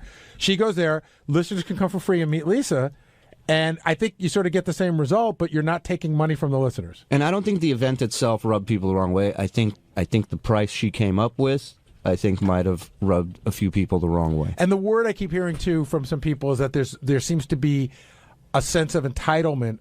But I'm not sure for what. Like, Lisa's entitled to make money off the show, or I'm not sure what people think Lisa's entitled to do. But Jason's here. And, Jason, we were just talking about how there was a caller on the line who said he felt that Lisa was scamming people. And I said, well, she's definitely not. That's a poor choice of words. She's being very upfront about what she's doing, but you say she's scamming. So, well, I would use scamming means like, yeah, she's lying to somebody. I think she's exploiting. I think she's ripping off. I think that she is. We have a fan base that will pay money to be part of the show, like going to see Shuli and Ronnie's thing. Now you could say. First of all, I don't even like the fact that their show has been lumped in with this Lisa G thing. They are so two totally separate things. I think it's unfair to them to even lump it in. Lisa made a name for herself from this show in the last 10 years, 5 years on this show. 7 years. 7 years. But But Lisa will tell you that she was been in New York radio for 23 years before this. Yes, but she is not going on other radio shows to promote this. She's promoting Lisa G, as far as I know, from the Howard Stern show to go and sit and pay money and see her. To me, that is using the goodwill that Howard has built up with the fan base and is exploiting that. And Howard, who is our boss, can put his name on anything and sell it and make money on it. Stephen King could put his name on any piece of crap book and sell it and make money off it. But they have integrity, and they care more about their fans than Lisa does. So why is this getting under your skin so much, Jace? Because you were like fuming back Because there. I know this is going to sound corny, but I love our fans. Like, I really do. I was one of them, and I know how easy it is if you wanted to. Will and I don't know if we have the same draw as Lisa, but Will and I can go out and do this too. We could say, hey, come spend $100 and hang out with me and Will. We're not doing anything. We're just hanging out. I personally think it's disgusting to do something like that. You and Will? I don't want to speak for you, Will. Actually, I'll be at Belmont on Saturday. If you want to buy me free beers, I'm more than open to that. I think I think she hasn't earned the right to do what she's doing. I think that she's doing something that, despite people comparing it to the block party and other events, that isn't even in the same league as those things. And quite frankly, I'm surprised by a lot of what Howard's let go over the years compared to where he was 10, 15 years ago. Chuck, you're on the wrap-up show. How's it going, John? Hey, Chuck, it's JD's dad. Chuck, who wants to chime in? Is this about the Facebook thing, or is this about the Lisa G thing? He wants the exact address to Facebook. I won't stay on too long. First, I enjoyed your show on the fast food mania thing the other day. That was great. Thank you. Thanks for. I appreciate someone in the Harmeyer family watching the show. Thank you. I haven't been able to listen too much of the show, but I wanted to let everybody know that this Friday night I'm going to be at the Fridays in Westchester, and for $50 you can get whatever appetizer you want, and we'll tweet. Hey, Chuck, if I come to you, can I look at like JD's like grammar school pictures and stuff? Can you bring all that crap? Sure. Some of his report cards. It's going to be the eat and tweet. And Chuck, I'm taking from your comments that you think what Lisa's doing isn't right. I think it's hilarious.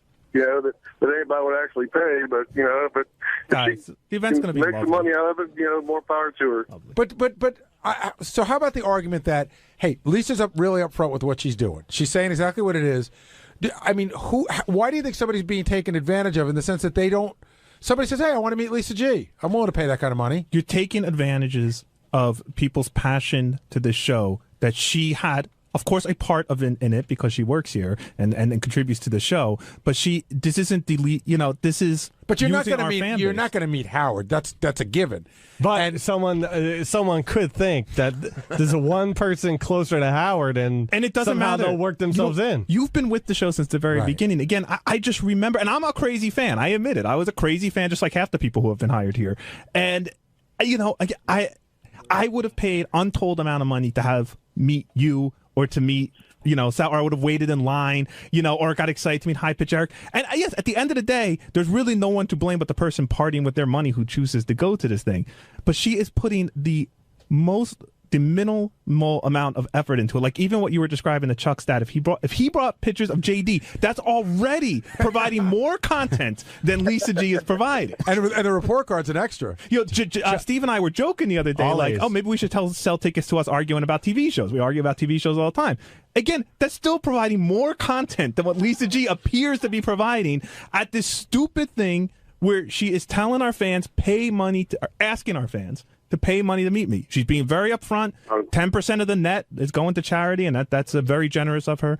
But I think it's exploitative. I think it's as exploitative as if Howard started putting out junk with his name on it. Chuck, I gotta let you go because a bunch of people on the horn. Anything else you want to say? Give me the horn. Give me the horn. Enjoy the show. Have a good day. Thanks, Chuck. Go check out the Pirates take on the Reds. Ralph Sorella, you're on the wrap-up show. Hey, now. Hi, Ralphie. This is all very muddy. I mean, if you allow for one, you have to allow for all. I mean, whether it's money for a cupcake or money to see a train wreck, it's what people want to pay. And I don't see why Lisa is being, who's Jason to decide what her appearing somewhere is worth to somebody? Well Ralph, the reason why this whole thing started is because Howard says it bothers him and he doesn't know why. So you're pretty close to Howard. Why do you think it bothers him?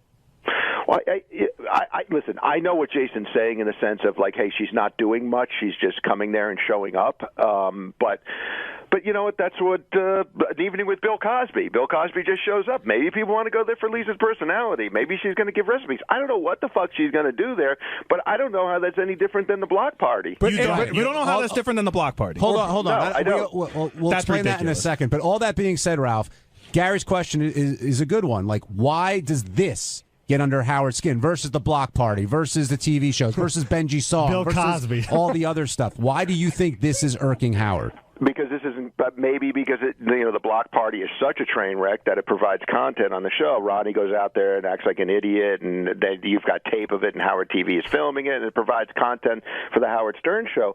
But I think it just sends signals to you can't allow one and not allow the other. No, like, well, who are you guys to sit there and decide like, okay? Well, first of all, we don't. That's Howard okay. does. Yeah, but Ralph, wouldn't you agree that? And I was going to get into this a little bit, but you brought it up.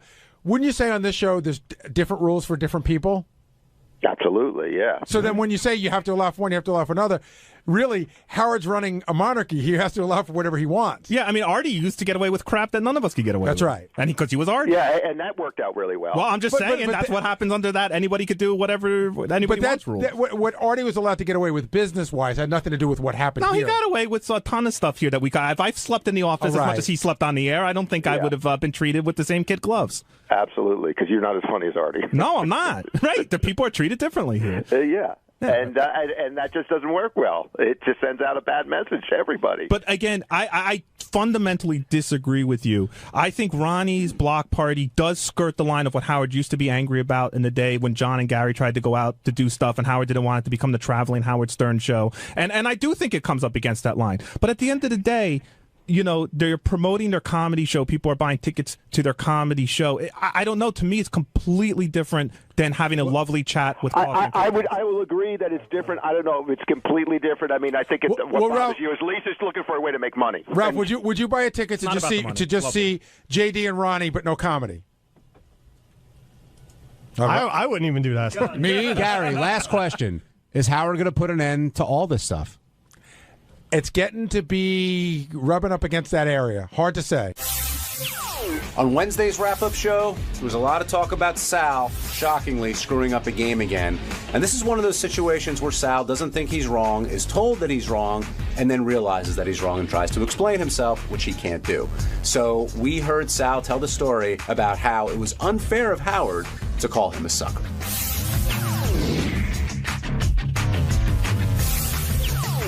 Now joining us on the wrap-up show, the great Sal Governale, who said, Howard, you're a sucker at least 20 times today. Actually, Sal, you refused to say it. That's right. Those were the drops being played, but... Why won't you repeat? Why wouldn't I say it? Yeah, repeat after Howard. Because I wouldn't. It wasn't true.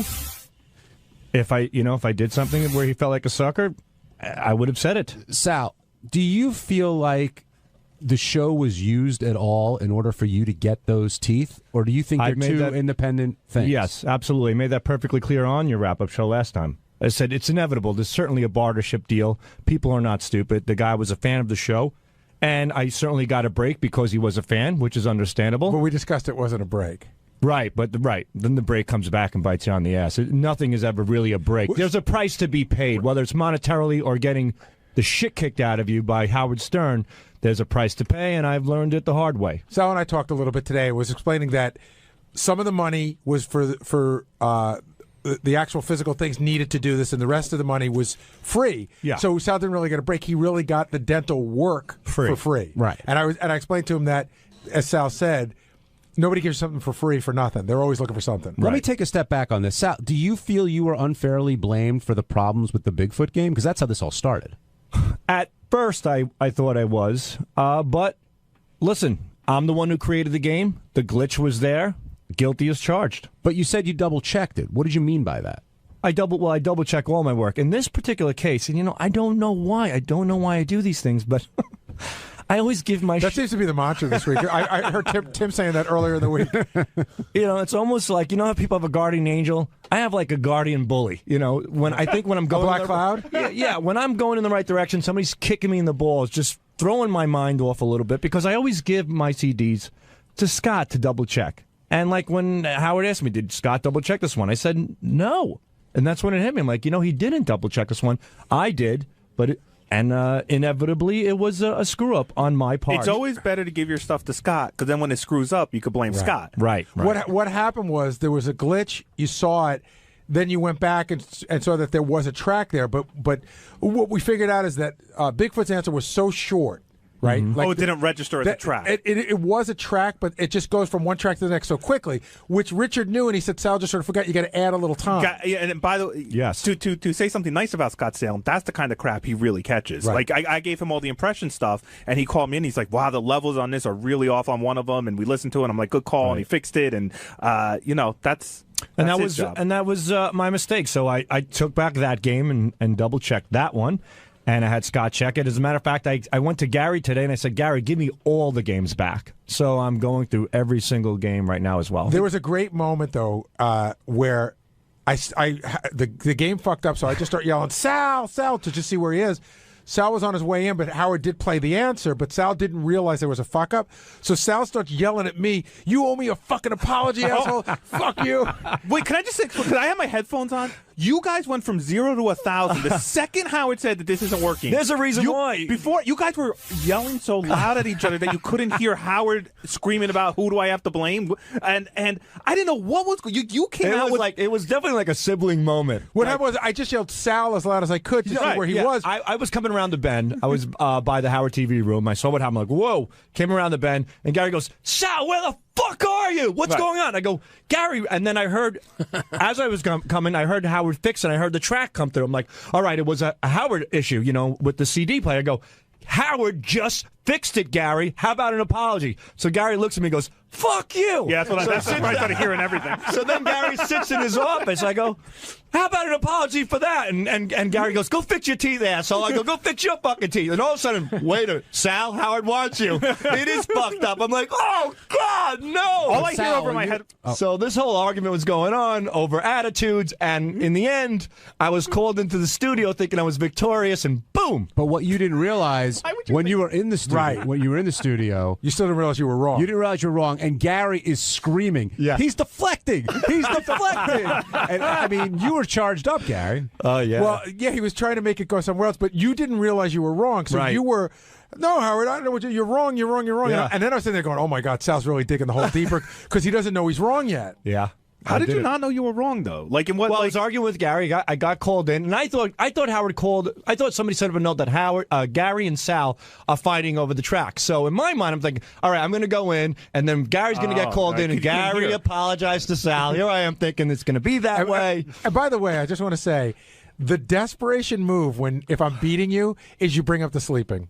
I know, dude. That was 4 years. I mean, how old is that? Hey, listen, where am I going to go? I get it. I get it. You're drowning and you grab at anything. Anything. But what I think really changed it was, one, I think Howard saw your point a little bit, and I think you were starting to cry. No, I wasn't. That's why I ran in. I got worked up, but I certainly wasn't starting to cry. I wasn't going to run in with the camera until I looked at the monitor and saw how worked up you were. And I'm like, I better get the fuck in there. What was bringing you to tears? The fact that Howard thought you were lying? Or were you emotional in any way? Sal, you were over the top at a certain point. It was the whole sucker thing, and he said you outsmarted me. I would never...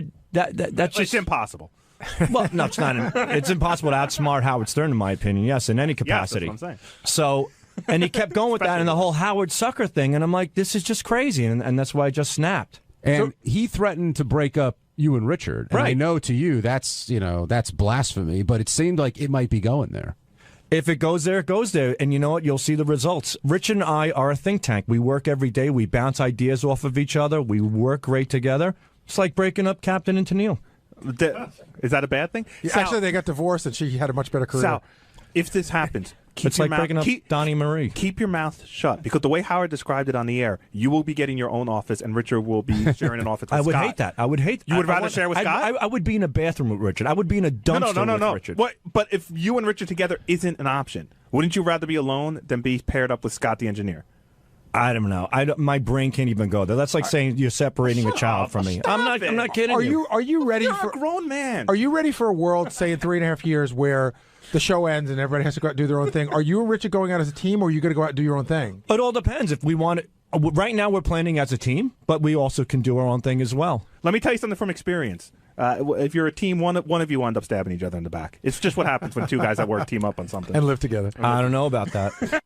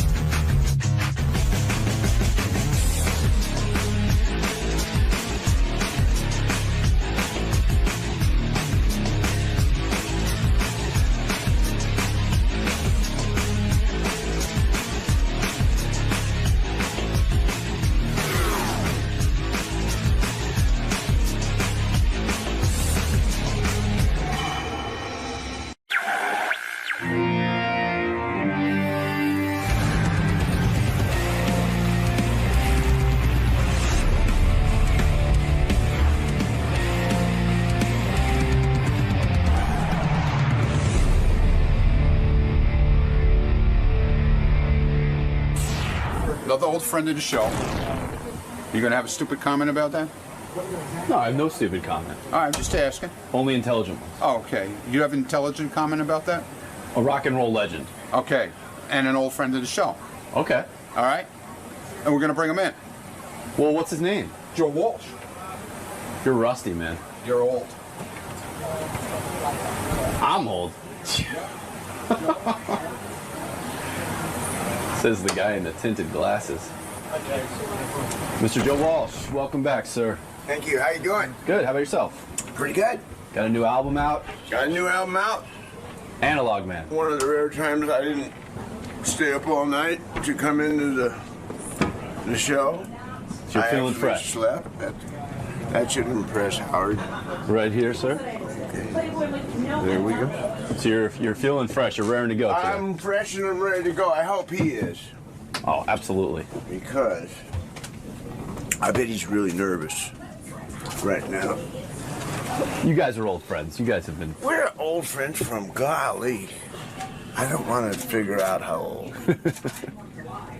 But the new album's called Analog Man? Analog Man. First album in 20 years.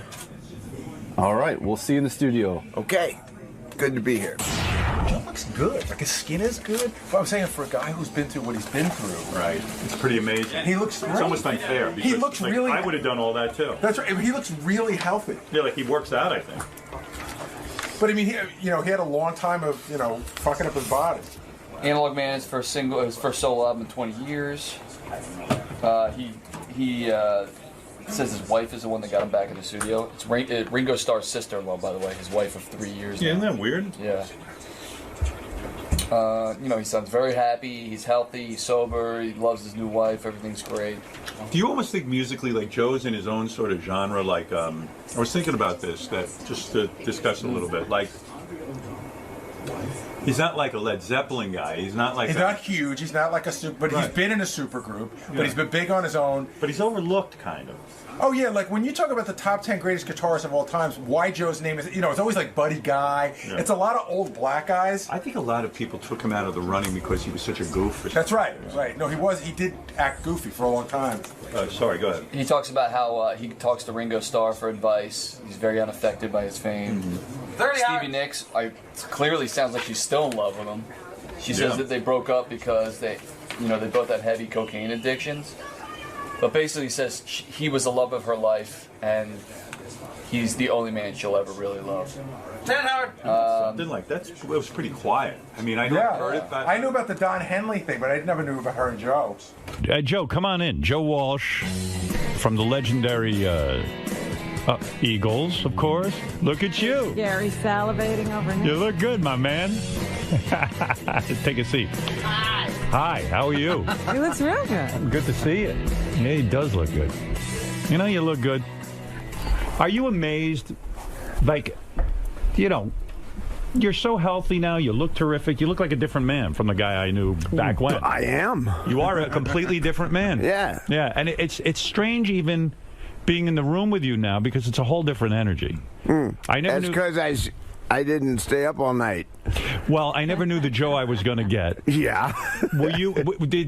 Do you ever go back and look at your old appearances, whether it's on this show or wherever you were, where you were really completely fucked up and on, you know, you were drinking? I don't even know back then. Were you just drinking or were you coking and heroing and whatever you had? Really?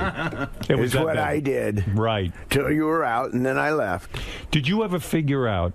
To be serious, did you ever figure out what it was that kind of made you crazy enough to want to destroy your body and destroy your mind? I mean, there had to be something really behind that, right?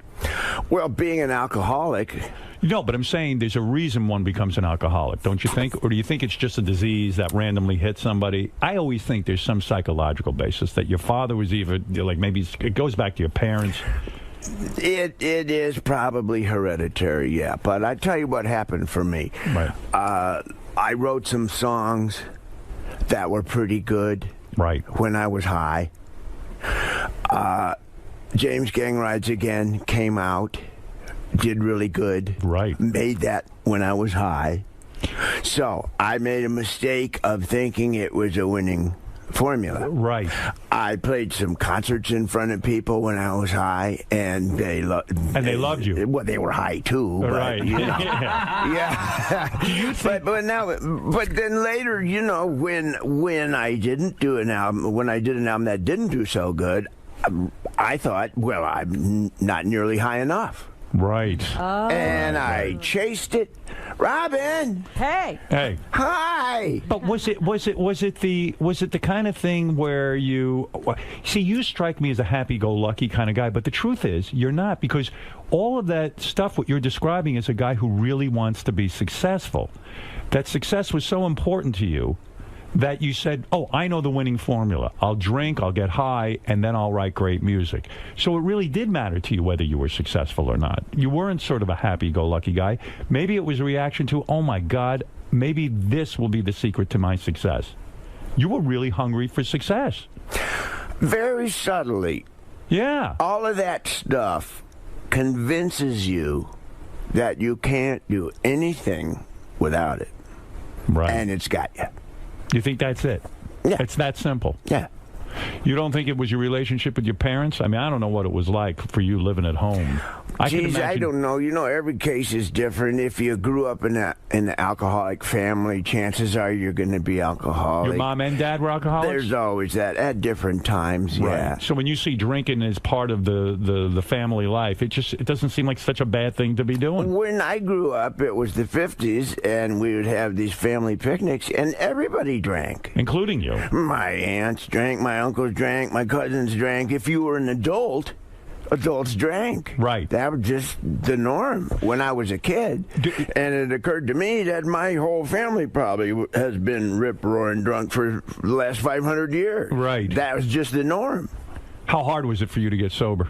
Hardest thing I ever did. Yeah, and now you're happy, right? I hear reports on you, because I care about you, and when I hear you're so happy now, I really do get happy for you, because, you know, think about all your contemporaries.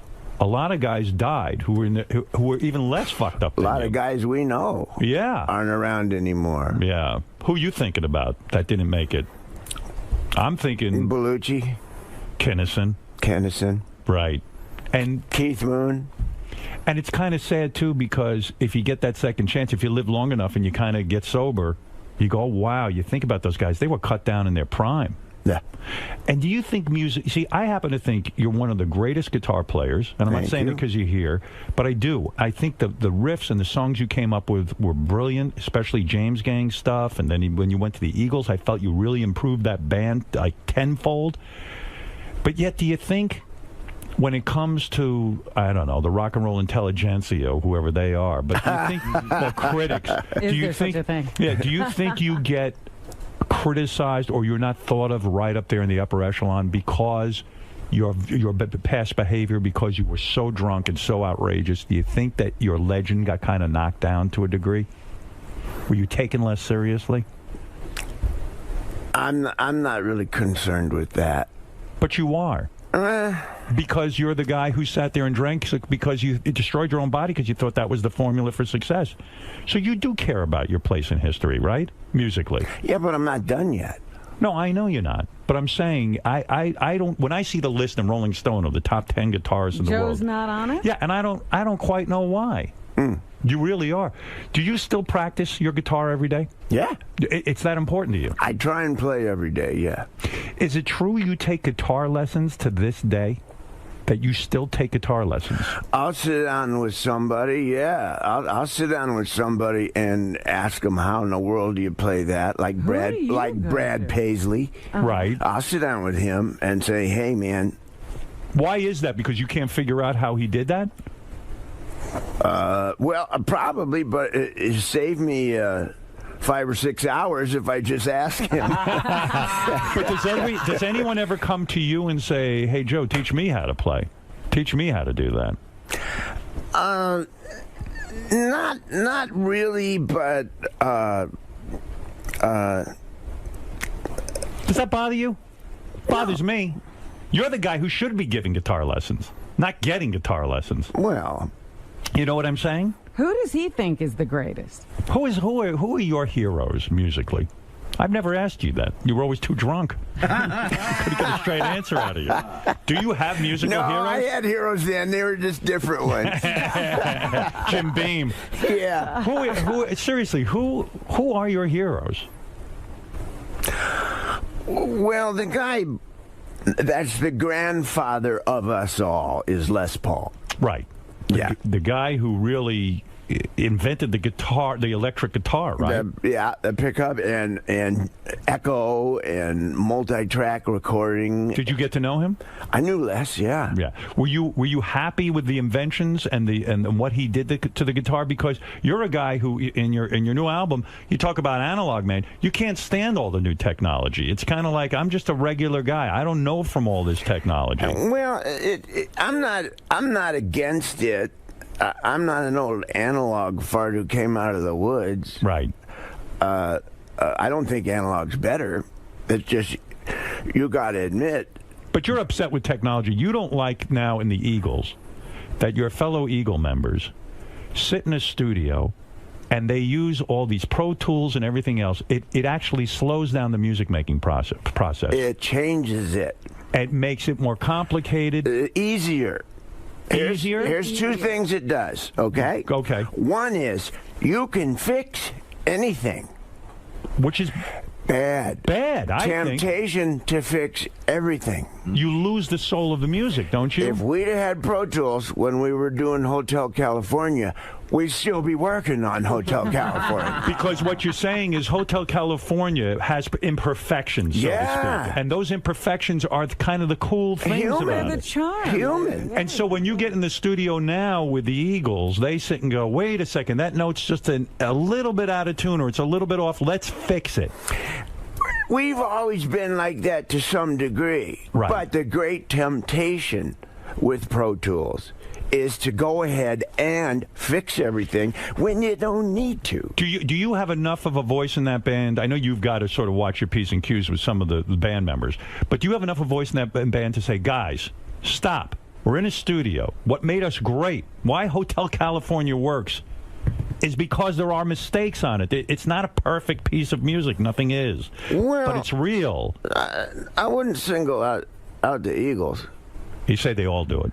Everybody does it. But you are in the Eagles. It's a hazard of Pro Tools. It's a hazard of digital technology. There's one other thing I want to say. Yeah.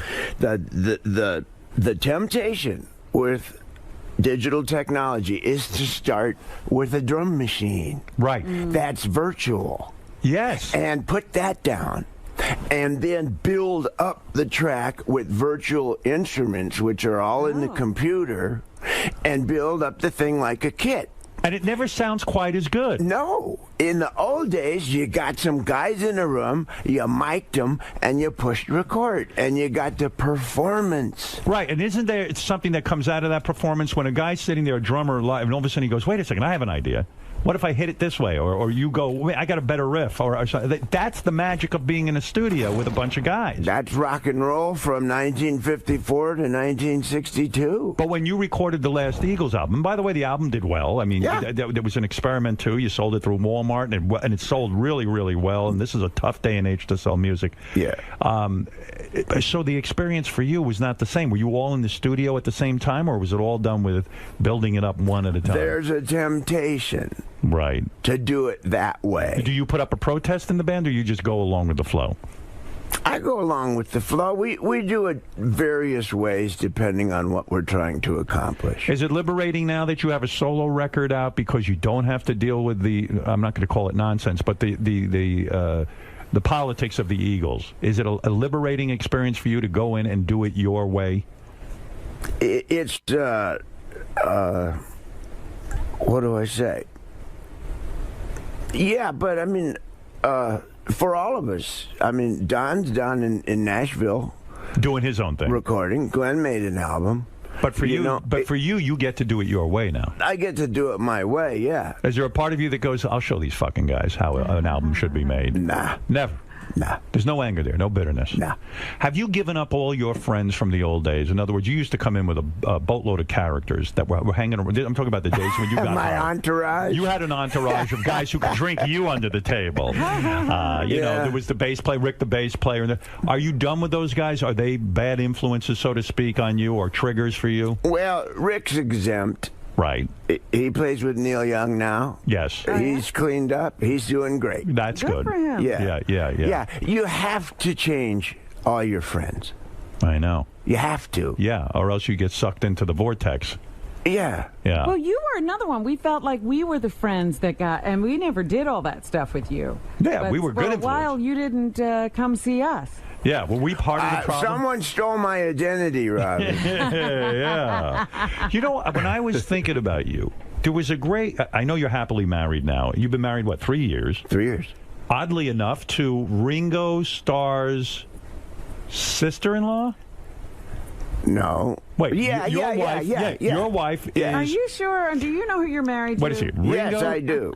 Yeah, who are you married to? My wife is the little sister of Ringo's wife. Barbara Bach? Right. Yes. And you are now happily married. It's the part of me that was missing.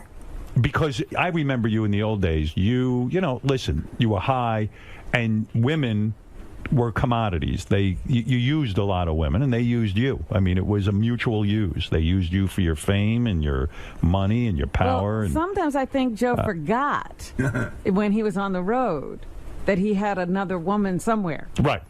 But did you have a whole epiphany about women? Like that changed your attitude toward women too? Well, the first thing that you can't do when you try to get sober is have a relationship. Right. They say that's the worst thing. Yeah. So I did that for a while. You did? You did all the wrong stuff. You sabotaged your recovery by being in a relationship with a woman during it. Yeah. Yeah. Yeah. And that didn't work good. So they're right about that. Yeah. These people know what they're talking about. Yeah. It didn't work good because she becomes your drug, right? Or a reason to drink. Ah. In other words, you'd start fighting with a woman, the relationship gets too heated up, you haven't worked on yourself enough, and then boom, everything goes kablooey, and you need a drink. Women are a great reason to drink. Wouldn't you agree? Yeah. Probably just any relationship with anybody is a reason to drink. Like Joe's so charming, nothing could be a problem about Well, you know what? I think like Joe, I have problems with everybody, so I think anyone would make me drink. There you go. Man or woman. There you go. So, congratulations on your marriage, by the way. Oh, thanks. Yeah. I'm glad we're both happy. Yeah, no, very, very happy. Yeah. I really am. I mean, I understand what you say. To get a real partner. Yes. You know? And to feel good about that situation is remarkable. And it's the part of me that was missing. But don't you think it's the change in you that allows you to have that with a woman? Yeah. That's what it is. Yeah. Yeah. You had to grow up. I couldn't have had any relationship like I was. Did you go back and say to any of the women you were with, and I'm sure you hurt some women and some women hurt you, but did you go back? Even remember, you used to have the great joke, my ex-wife plaintiff. Yeah, did you call plaintiff? Did you ever call plaintiff and say, which one? Any of them. I made amends to a lot of people. You did? Yeah. Was that hard?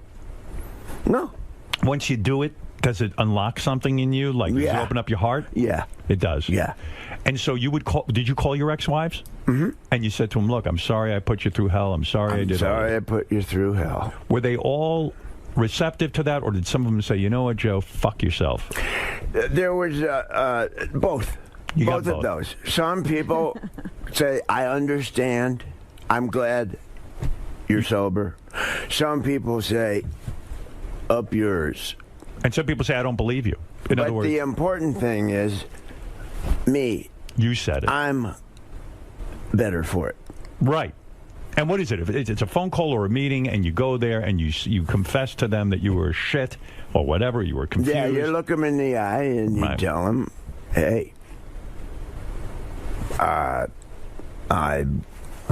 was really a bad person to you, and I regret it, and I'm sorry.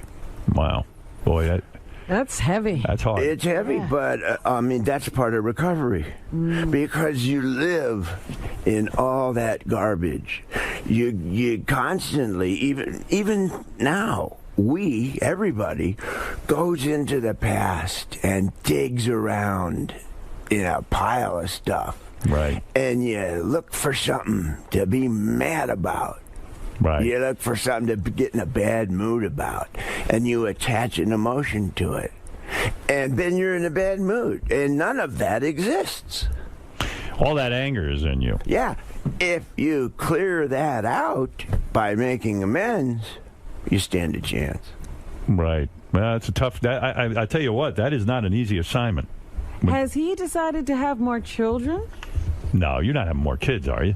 No, I have lots. Yeah. How many kids? I saw one of your daughters on a TV show. Lucy. She's a very talented girl. Yeah. She wants to make it in the music business. She's also acting. She's pretty serious about acting. Good-looking girl, too. Yeah, she's nice. Yeah. And then I saw they got you on the show, too. They schlepped you out. I was like, oh, poor Joe. Well, I showed up for her. Yeah, right, I know.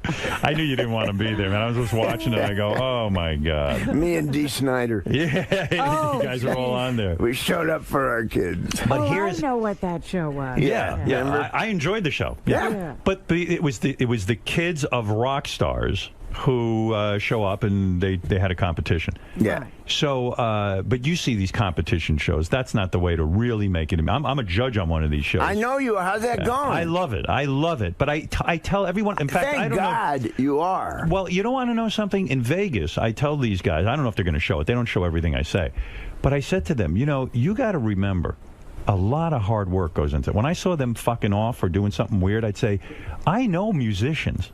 And these guys work their ass off. They might look happy-go-lucky, but how many hours did you spend in your life not only sitting alone in a room with the guitar, but also going out on the road and playing in front of people and learning that, even if you're playing in front of two people, life can really suck and it's not that easy. I mean, there's a lot of hard years. There's no quick fix, right? It's your 10,000 hours. Your 10,000 hours. And you put them in. Yeah. Yeah. And you have, too. Yeah, I mean, we all do. You used to sell mattresses. I did. I still do. I was shocked to learn, though, in your life, one of the great romances was Stevie Nicks of Fleetwood Mac. And this was kept on the down low, even during your whacked out years. Yeah. How'd you do that? But she says you were the love of her life and probably still are. What, is she one of those people you had to call and make amends to? Wow. She's special. She was in love. One of the greatest songwriters ever, right? Stevie Nicks. Yeah. No? Well, am I wrong? I mean, songwriters, in the big picture, all of us from the 70s are memorable and notable, but I mean, the greatest songwriters are like guys from the 30s and 40s. And do you really believe that? You don't believe Jimi Hendrix was a great songwriter? Paul Simon? Oh, yeah, okay. You don't consider yourself a great songwriter? Well, I don't think it's fair to say one of the best ever to anybody. But what a powerful couple. But Stevie Nicks and Joe Walsh. Stevie's very high on the list. Were you in love with her? Did they write together? I don't know. Did you guys ever write together? She helped me do the Confessor album. No kidding. She rode shotgun with me on that one and gave me some direction. And she's really good at the craft of songwriting. Which means what? Sitting down and really putting a pen to paper and actually trying to figure out the lick and all that? Left to my own devices, I will have 85 pieces of paper with a couple words on each. Right. And people like her and my wife Marjorie now help me get 85 words on one piece of paper. How do they help you do that? I mean, you're a songwriter. It's a creative process for you. How do they focus you to take all those 85 slips of paper and combine them into a song? Well, my wife is a closer. That's what she does. When I say it's the part of me that was missing, I got a little attention deficit. Right. But in the 50s, that wasn't diagnosed. You were just difficult. Right. But I got it. Yeah. You know, I see that in one of my sons. I learned about it, and I had it screaming in the 50s. It's one of those things that affects you where you can't keep your mind on one thing. You can't complete tasks. I have a great idea, fantastic idea, and I get it started, and wait a minute, I have another idea. So there it sits. You know, I'm reading a book about this. It's called Get Things Done. Yeah. Do you ever read this book? No. I've just started reading it. I just learned about it. Yeah, so I have great ideas lying all over the place. And what do you do? Do you speak into a little tape recorder? And how does the songwriting process go for Joe Walsh personally? Would you be fucking around with your guitar? You start to, pick at a few notes and go, that's cool? Or do you hear the song in your head first? You once told me years ago you always have a song in your head. Yeah. Yeah. But how do you get it out physically? Because don't you go, oh, my God, this is good. I don't want to lose this. What do you do? What's the first thing you do? So you don't forget it. Well, you can carry around a little recorder. Do you do that? And put ideas down. When I remember to, yeah. Because you need a giant inbox, so to speak. But by that I mean you need a place that whenever you get an idea, you just put it in there so you don't have to sit and worry. Didn't that worry you when you had a great hook or something and you'd say, oh, shit, I can't forget it, I can't, or you didn't care? It depends. When I was wasted, I would write it down, except in the morning, it didn't make any sense. Okay, a song like Life's Been Good So Far. Life's been good so far. You're standing around one day. Do you hear the words first or the music? Usually the music. The music? Yeah. You heard... It's real abstract, and I think it's the same for all of us. You hear an idea, and it's kind of a symmetry. So did you hear? So when you say you heard an idea, symmetry, was it like? Yeah, as a matter of fact, yeah. That's what you heard. Yeah. And then you go, I don't know what the fuck to do with that. Well, you go, okay, there's something. Right. Now, what do you do with that? You go over to a tape recorder and you go. I kind of have a place in my head that it goes with different drawers. Really? And you retain this? Yeah. I wonder I'm wondering, why don't you think this is something you've heard before? You know, like you're humming somebody else's tune. I'm amazed that I would sit there and think how many songs he forgot that are in that drawer. Well, think of how many songs never got written that people had. Yeah, Robin, you're right. Whatever you just said, I forgot. Yeah, sometimes you think it's something you heard. Yeah, right. Well, that's where you go, aha. Right. You mess around with old blues licks, and you mess around, and you realize, boy, this is fantastic. Oops. Except it's a Hendrix lick. And you think, oh, well, start again. But once in a while, you get a nibble. Did you ever meet Hendrix? Yeah. Oh, you did? Yeah. Did you ever get to play with him? Not live. Not live. Backstage. You went backstage. Where was this? Youngstown, Ohio. Back in the early 70s? Yeah. Okay. And you're, what, doing a concert? Yeah. James Gang concert at that point? James Gang, Hendrix, and Sly and the Family Stone. All on the same bill. Wow. Well, remember in those days? Wow, yeah. You had 3 headliners on the show. And who opened that show? We did. The James Gang. Yeah. Unbelievable. What a show. Yeah. And then Sly and the Family Stone, and then I guess Hendrix. Well, Sly never came out of his dressing room. Yeah, right. But there's another guy. I mean, he's a difficult guy, right? He's had his problems. Yeah. And I don't think he ever came out of them like you Still did. going through it, yeah. I don't think he made it. No. Do you ever see him around? Or? No. He's like a recluse. There's been Sly sightings, but... Right. Yeah. Yeah, I saw him on some award show or something. Yeah, but a few months ago, we were reading that he was in a trailer parked outside somebody's house. Right. Yeah. Yeah. Thank God you didn't go that route. Yeah. Well, yeah. Yeah.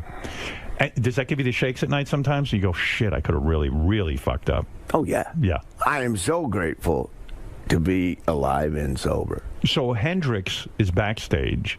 And what happened? He's backstage. We're in a, like, dressing room. Oh. Which is like where a hockey team changes or something, you know. Not glamorous. That, so, yeah. Right. And he's there, and I finish, and we finish, and we're in the same dressing room. So he's sitting playing his guitar, and I come in with mine. Right. And you have a jam session, so to speak. A little bit, yeah. I showed him my guitar, and he showed me his. Do you get intimidated by a guy like that? Nah, he was a wonderful guy. Of course, I'm intimidated. By his talent, I mean. By him. He had an aura. I mean, he had feathers on. I mean, it was terrifying. Well, you talk about that. I read that Clapton and a bunch of other guys at the time who were considered top guitarists all went to see Jimi Hendrix when he first came on the scene. They went to a club and they all looked at each other and they went, shit, we don't even really play the guitar. What the hell are we doing? What are we doing? That was the famous story. Generally thought by the community. Yeah. What the hell are we doing? Did you feel that way? Yeah. You did when you played with him. Did he say, "Oh wow, Joe, maybe we should get together in a studio and do something together," or never got that far? No, never got that far. But he showed me his guitar, and I paid attention to how the heavy strings, light strings, right. How high are the strings? What's the action? Because he was a tough one, because he was left-handed. Right. So everything was backwards. That's why he sounded like that. None of us right-handed guitar players could do what he was doing. Was he playing a lefty guitar? No. He was playing a right-handed guitar upside with his down. Upside down. Oh, wow. That's why he sounded like that. Are you and that's kidding? why we couldn't crack the code. Oh, my God. That's fascinating. Yeah. That's why we were all hitting ourselves in the head. But that's why you're a great guitar player, because you're a student. You sit there. Those are the guitar lessons you talk about. Yeah. Sitting with Jimi Hendrix, it's a master class. Yeah. Wow. Even if it's 3 or 4 minutes. Right. And I had a Les Paul, and he looked at that, and he was really, really nice, and just a good guy. Isn't it weird, too, because Hendrix is, of course, remembered for his music, but also for the excesses, like the drug taking, fucking chicks, getting plaster cast on his dick. It takes away from his legend in a way, It really does. That's the way it was back then. That's all I can say. Yeah. You could get away with a lot of stuff back then that you can't now. Right. You probably noticed. Yeah, oh yeah. It's a whole different universe, isn't it? Yeah. And Joe, where do you think rock and roll is going? Speaking of back then and today, like there's not rock radio stations. Boy, Robin, that's a good one, Is rock dead? Yeah, I think so, pretty much. It's pretty dead because there's not a lot of rock and roll radio stations. And we were talking about this on the show the other day.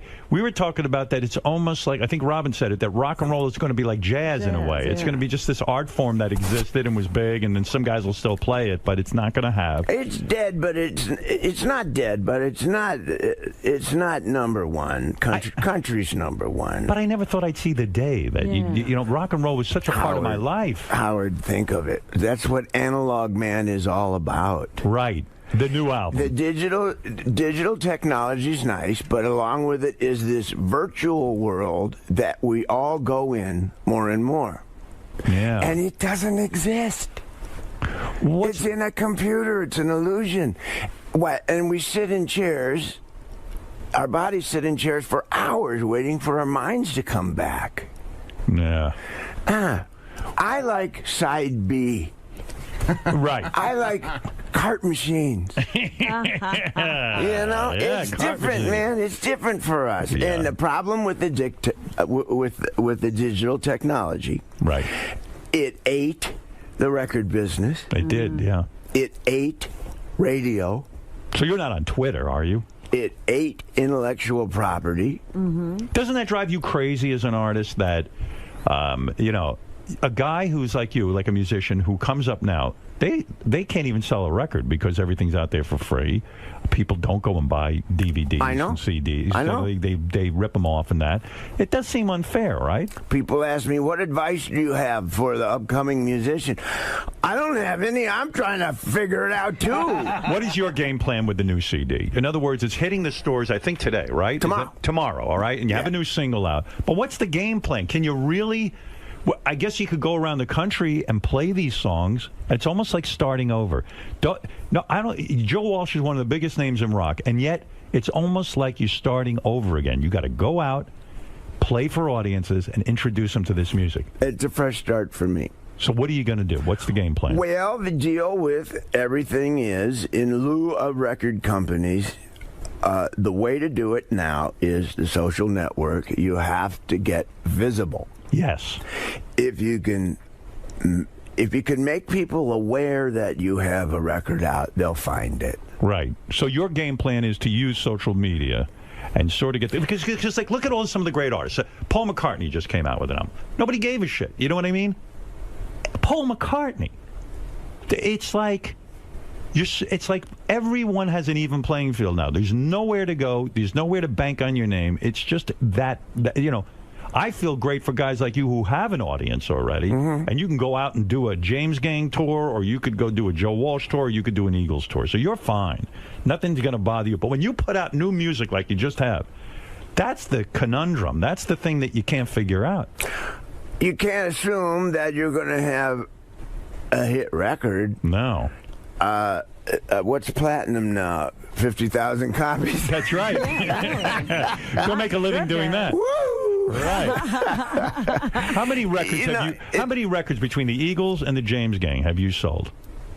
And Joe Walsh solo stuff? I don't know. You never counted it up? I lost count after about 85,000. I was counting them on my fingers. Somebody said, you mean you really don't know, Joe? Isn't that an impressive number to know for yourself and look back and say, you know what, I can reflect on that number? Probably, but in that category, I'm not really that big of a fish. Look at somebody like Jeff Lynne. Now, Jeff Lynne produced your new record. Yeah. Jeff Lynne was, of course, of Electric Light Orchestra, ELO, and he's a great legendary... That guy sold some records. Did he? Yeah. More than you? ELO, I think so. But if you count the Eagles... Well, Eagles, Eagles. Eagles are one of the biggest selling bands of all time. Yeah, Hotel California, I think... California isn't that the one album that... I think that's the #1 album for the Eagles ever. Greatest hits.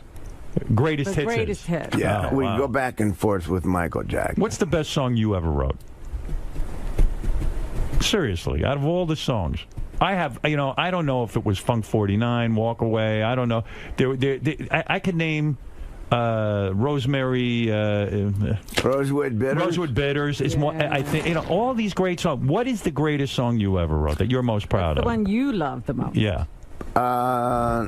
Eagles wise, I co-wrote "Life in the Fast Lane" with Don and Glenn. Right. Yeah. Solo wise, Probably Rocky Mountain Way. Yeah, what a song. Do you still stop and listen to that on the radio? I mean, it's on the radio all the time on classic rock stations. If you hear it, will you stop and listen to it and go, man, that's a good fucking record? Or will you just, yeah, will you just tune by and say, I don't want to hear it again? You know, one of the things that makes it magic is it's a bunch of guys playing in a room. Right. Rocky Mountain Way. Yeah. You're listening to how it was made. That groove, you can't do with Pro Tools. No. And you remember when you came up with that, or were you so drunk? Like, was that part of your drunken formula where, like, hey, I get really high and I write? Do you remember any of that process of writing that great song? Yeah. Oh, you do? Yeah. What was the process on that one? I was in Colorado. Right. I had left the James Gang. I was worried that I might have made a mistake. It's scary. Yeah. Yeah. Yeah. Because that was a successful entity. Yeah. Right. Yeah, we were doing fine. Why did you leave?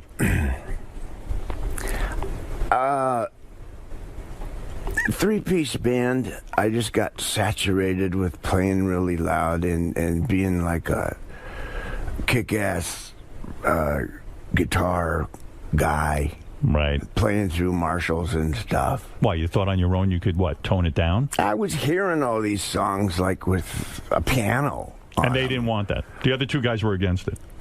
Kinda. And also your audience demanded you be a certain sound. So if you went to a piano, you were afraid the audience would reject. So you just said, fuck it, I'll leave the whole thing. Yeah. Did those guys want to kill you for breaking up something successful? No. Did you call to apologize to them when you got sober? I didn't have to really apologize. I apologized when I quit. I just said, guys, I can't do this. I'm a musician, too. Yeah. And I got to go have a look at that.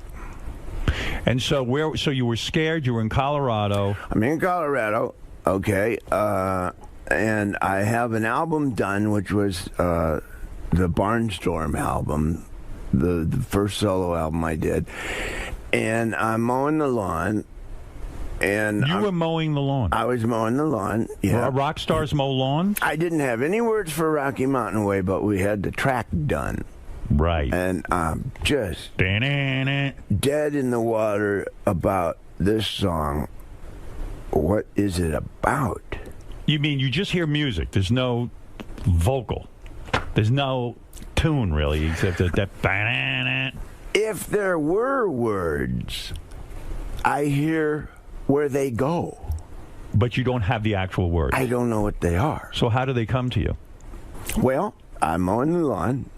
I look up, and there's the front range of the Rocky Mountains with snow on them in the summer. Right. And it knocked me back because it was just beautiful. And I thought, well, I have committed. I'm in Colorado. It's too late to regret the James Gang. The Rocky Mountain Way is better than the way I had because the music was better. And I got the word bam. And he's telling us this, tells us that, changes it every day. That's about the James Gang's manager. Right. We don't need the ladies crying because the story's sad. That's giving up the regret of leaving the James Gang. And I got all those words all at once, and I ran into the house to write the words down. And the lawnmower kept going over into the neighbor's yard and ate the garden. It was an expensive song to write, but... Oh, I got the chills when you tell me that. Yeah, that's incredible. I get the chills because that's such a fucking cool process. I wish I had that ability. Yeah, that is amazing. Do you have trouble with your neighbors? You had a problem where some neighbor was like stalking you or something, or you had to go to court with the guy, or there was something, he came over with an... Oh, yeah, that guy. What happened there? He finds pieces of property and builds houses on them. Right. And they shouldn't really have houses on them. Right. But he has friends at City Hall. Oh. And, it's a complicated one. I was wishing he wasn't doing that. Right. So I didn't help him. I see. He got frustrated with you. And he got frustrated, yeah. I see. Yeah. It's complicated being Joe Walsh sometimes. But now it seems like it's a lot simpler. You got the wife, you're happy. Oh, it's so much simpler. Now, let me say that Joe Walsh's new solo album, Analog Man, is in stores tomorrow. Tomorrow. Hey, I didn't finish that thought, though, with Stevie Nicks. Yeah. I mean, you two became this couple, and she says you are the love of her life. All those songs were about Joe? Yeah. She wrote one about me, yeah. What was the big one about you? Joe? Joe just fell asleep. Yeah. He's thinking of the name. I'm trying to I'm embarrassed. I don't Was it a remember Fleetwood Mac song, or was it from one of her solos? One of her solos. One of her solo albums? Yeah. Yeah. Stand there. Has anyone ever wrote a song for you? Hell no. I wish you No, would. that's how the song goes. Stupid. Oh, shit. When are you going to write a song about me? Actually, I got a... That's a good idea. Yeah, I got an email from Leslie West. He claims he has an idea. He was thinking of me. He wants to write a song about me. I'm very honored. That's flattering. I feel like a hot chick. Well, you better wait till you hear it first. Yeah. Give my best to Leslie. I will. You know he lost his leg.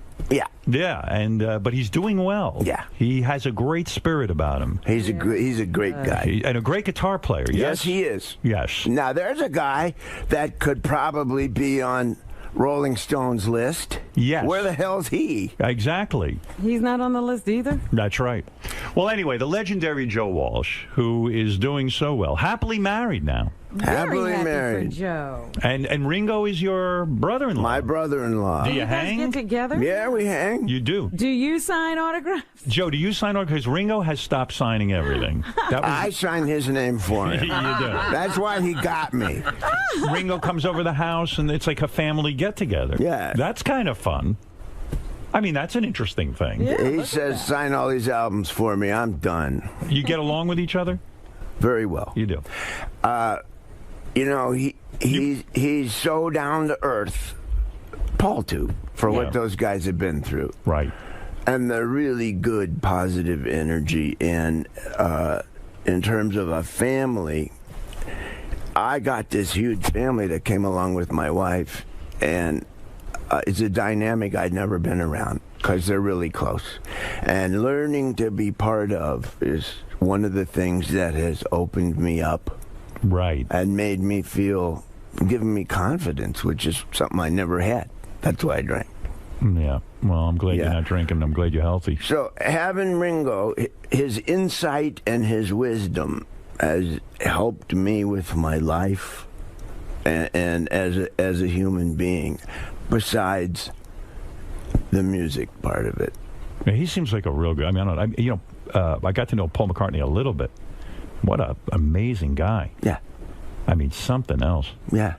I always say, you talk about guys who strip it down, so to speak, who are analog men. I was talking the other day. I heard a song of his that I hadn't heard in years. It was from his first solo album after he left the Beatles. It was Turn It Up. What's the name of that song? Ooh You. Ooh You. And I love this song, Ooh You, but it's so fucking stripped down. And in fact, he's in a studio doing it, and he says, "Turn it up." He's talking to the engineer. It became part of the song. Yeah, that's the shit I like. That's analog. That's analog. That's what we're talking about. Yeah. You and Ringo, you and Ringo ever swap sisters? Would that ever happen? Like you do his? Howard, I'm not going to stoop to that mentality. Let's go get our asses waxed. Right. Listen, this. Oh, and by the way, the single is "Lucky That Way." I'll play a little. Is that right? I want to hear. Yeah. Let me see. "Lucky That Way" sounds like your life now.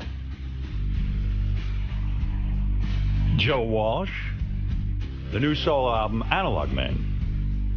And that's in stores tomorrow.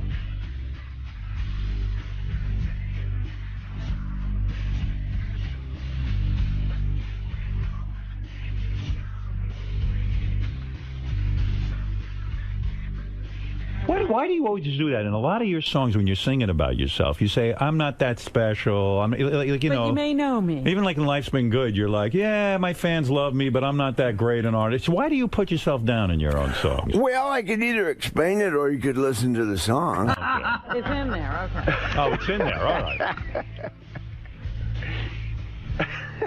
It feels good to be you. It does.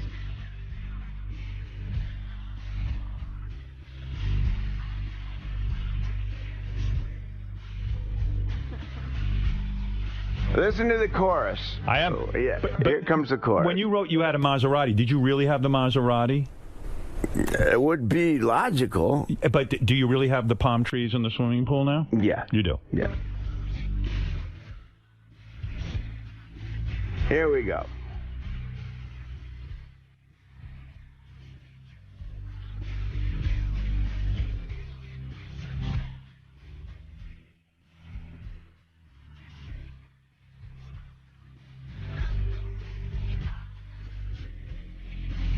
Here we come. This is it. There you go. I'm just lucky that way. Yeah. What is it, Gary? How dare you interrupt my... What? He's handing me a piece of paper. I'll tell you what it is. Oh, here. Oh. That's a song that Stevie wrote for Joe. God, she must have loved you. What was the song? The song is called Has Anyone Ever Written Anything For You, as Joe said. And I thought he was talking to me. Listen to this lyric. You know I'd rather be alone than be without you, don't you know? She'd rather be alone than be without you. What the fuck did you do to this girl? You must He's just lucky that way. You must have banged her silly. Were you in love with her?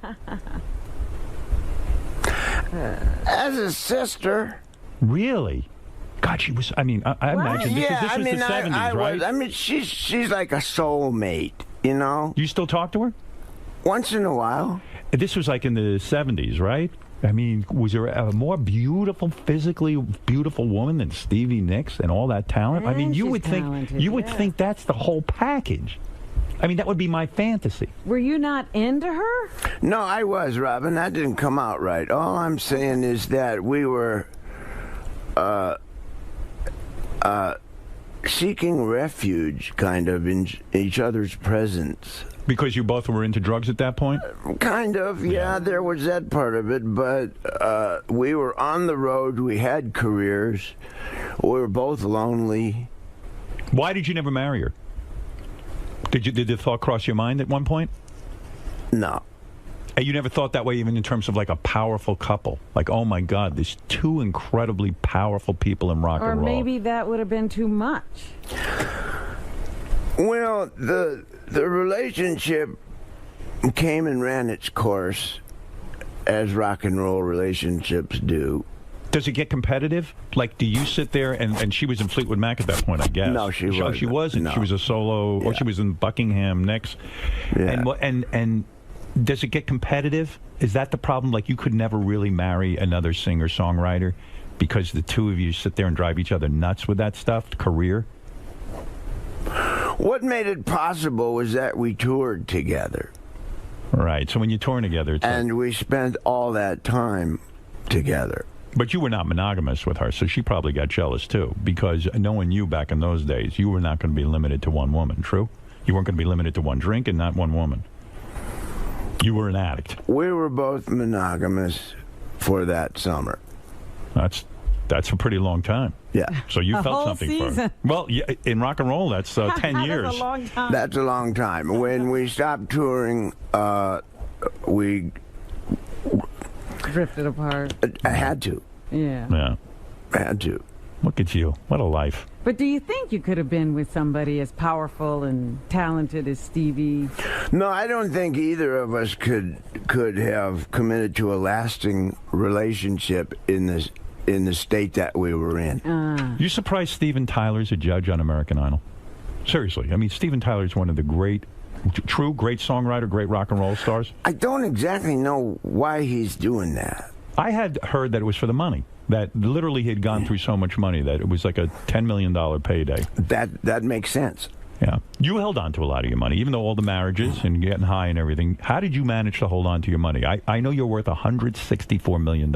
You know that? I do. Who'd you hear that from? Your accountant told me. He's still got $164 million on his own. No one told me, but I read it on the internet that you were worth around $164 million. And that makes sense to me. Between the Eagles and all the music, and royalties and touring. But you could have lost it all, right? I did. You lost every dime you had? Pretty much. When was that? When I went into recovery. No kidding. And then, in 1994, the Eagles decided to go back to work. Mm-hmm. And so I had a clean start. And they came to you and said, Joe, we're putting you in the band, but you got to get clean, right? We can't do it without you. and we can't do it unless you're sober. Don and Glenn said that to me. They saved your life. It was an intervention, and they were real brothers when they did that. That's right. Because that's what I needed. It motivated you. You were broke? So you are not worth $164 million. No, I'm not. Right. Because you got to get back, that's a lot of money. Does that bother you? Does that bother you at all that you pissed away a lot of money? Not the money, the time. You lost a lot of time in your life. Yeah. There's like 12 years in there. I wish I had back. Right. Right. know? Yeah. But, I'm alive. I'm here. It's true, because when you go through life that way, that high, it's like, wow, I don't even know what the fuck I did. There's so many things I could have learned. Based on all accounts, I had a great time. You don't remember. I probably remember more. Yeah, you know more than I do. I remember doing a TV show, and I wanted you to be a guest, Howard, and you slept through it. What are you asking when I'm me all these questions? You know more than me. I know, that's so true. All right, listen, Joe Walsh, it's exciting. New music from Joe. Analog Man is in stores tomorrow. Hi, Marjorie, I love you. Marjorie, I love you too, baby. And Robin, I love you too. I love you, Joe. Hope you're feeling better. JoeWalsh.com is where you can go to get all your Joe information. And Joe, anytime you come and see us, you know I like it. Next time, come back with a full album only about me. America's Sweetheart. I'm going to call Leslie. Call Leslie. I think we could write a good song about you. I think it's time you two teamed up and wrote a song about That would be good. I don't need you to make amends or anything like that with me. I'm fine with you. Well, after we write the song, we may need to. Yeah. The great and legendary Joe Walsh. Thanks, Joe. Joe, that was so cool. Yeah. What elements would a song about Howard Stern have to contain? If you were gonna get together with Leslie and write a song, what does a Howard Stern themed song sound like? Funky. Yeah. Kind of funky, kind of Ramones. Little funk, a little punk. Yeah, yeah, funky punk or punky funk, something like that. Words.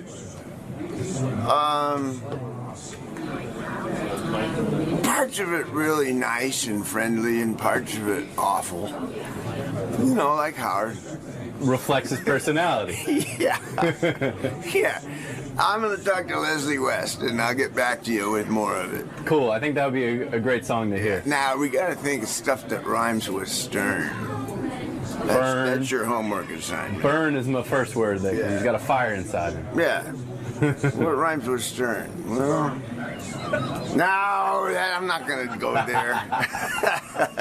Great to be back. Joe, it's great seeing you. One quick thing I was going to ask you. You guys seem very like-minded when you talk about, digital technology and the virtual world and its influence on music. Do you think Howard's an analog man in spirit?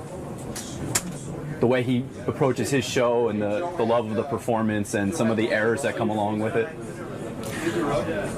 Howard wouldn't be Howard without all those analog years of being on the radio and, like I say, cart machines and stuff.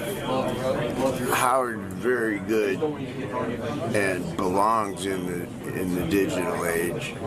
I know about it too, but Howard wouldn't be Howard without all those years of knowledge and insight of the analog days. That's all I'll say. All right, Joe. Best of luck with the new album. Yeah. See you soon.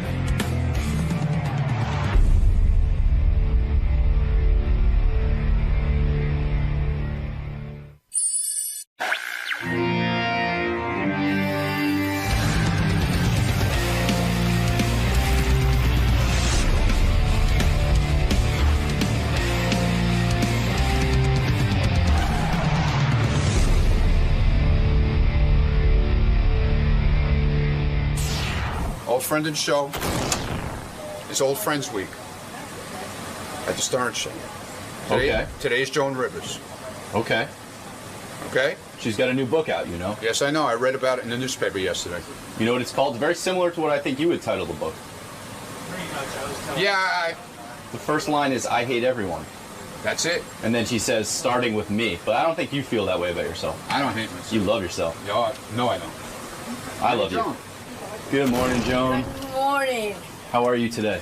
A little disappointed because you don't have your ice cream machine anymore. We got rid of that? I think so. That's not I right. didn't see it. Not right. We lured you with ice cream, then we took it away. Very important. Good morning, good morning. Otherwise, I'm fine, thank you.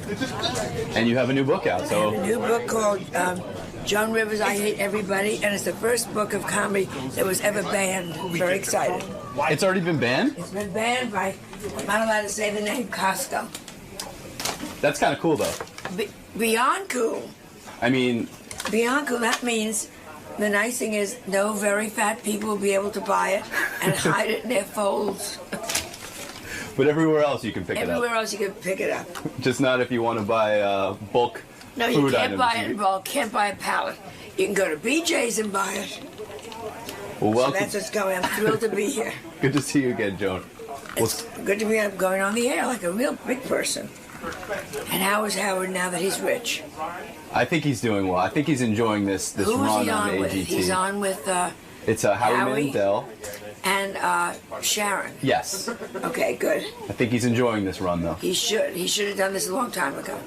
You've said it since the beginning. From the beginning. He's terrific. All right, I'll let you get to Howard. Thank you, thank you, thank you. Hey, there's one other interesting thing, Howard. You know, it's funny. Tim had dinner with David Brenner last night. Yeah. And, you know, David Brenner's like trying to figure out, you know, how to reinvent himself and everything. But the question is like, Joan has sort of managed to remain iconic. And I know it's because she's funny. But there's a lot. Maybe it's because Joan just never stops. Maybe that's why. But she's certainly put herself in a place. Well, she's also, like, she's willing to say shit that, like, David Brenner won't. I guess that's what like it is. She's outrageous. Look, I gotta tell you, I just filled her in on Robin in very broad strokes because she didn't know anything, and she's already got. She cracked like 3 jokes in there that made me laugh my ass off. Oh no! No, they're not bad. They're not. They're just stupid. But they're. I mean, they're nothing that will insult. Robin will laugh at them, and I would tell them to you, but I want you to laugh at them. Okay. Hey, Joan Rivers is here. Joan Rivers just came out with yet another new book, I Hate Everyone, starting with me. It's in stores today. A living legend. Now, is she calling herself a living legend now? I'm calling her a living legend. She's an icon, don't you think? I didn't know if that was in the copy or if you said that yourself. No, I'm calling her a living legend. I'm calling All right. Joan a living legend. I certainly think so. What? Thank you. You refuse to do the show without Robin? I don't do the show unless Robin is sitting there. Robin's gotten so lazy with this show that she does it from home now. That bitch has lost so much weight. That's right. You can't find me anymore. I love you on the thing with Howie Mandel and Sharon. America's Got Talent. Oh, well, you know the name. I don't have to learn it. Yeah, why do you need to learn that? Why do you need to be bothered? I enjoy doing it, I believe it or You not. look like you enjoy doing I'm it. having a lot of fun with it. Yeah, yeah. And I said, you know, what is left to do in my career except shock everyone with doing a family show? Yeah. You know, I mean, really, when you think about it, who would have expected that one? But you're so cute, and so I go back to NBC when they had you in that closet.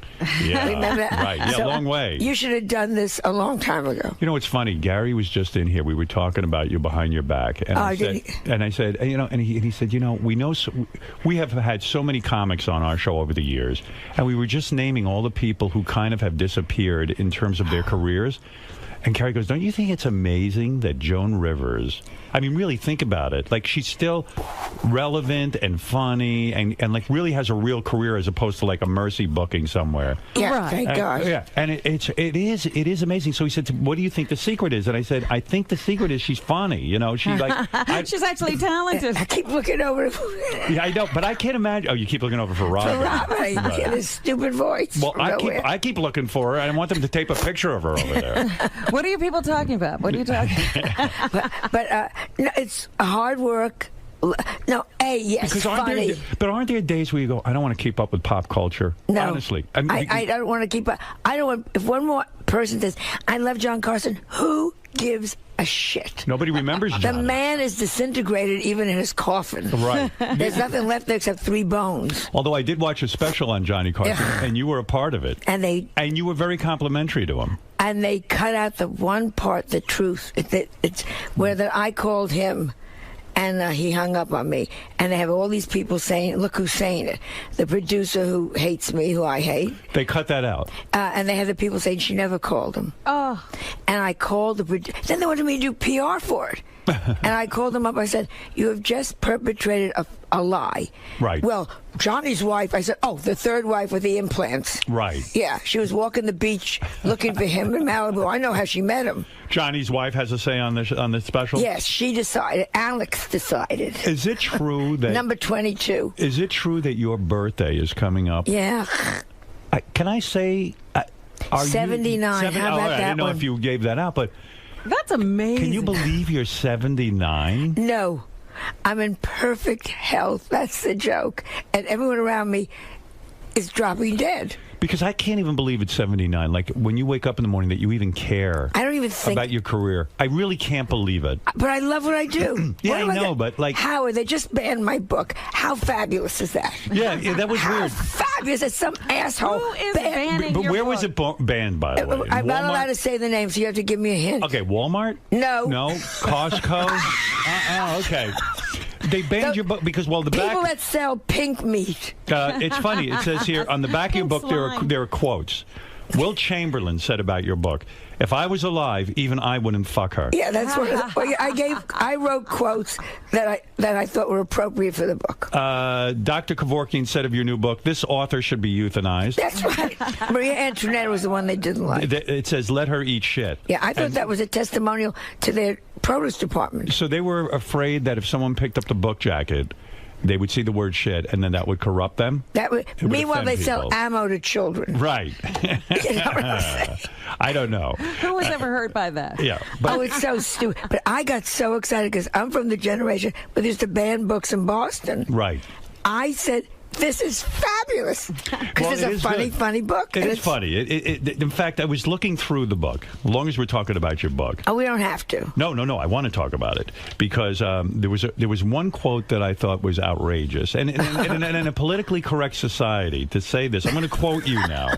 I thought this was pretty wild. Let me find it because I have a lot of quotes. I have never been politically correct. All right, listen to this. You write about, in your new book, the TV show Glee. Yeah. You say on Glee, all the homo kids. Now, this is a quote. Okay, because a lot of people aren't saying that kind of stuff anymore. Okay. On Glee, all the homo kids are smiling and giggly, and they spend every day singing in the halls.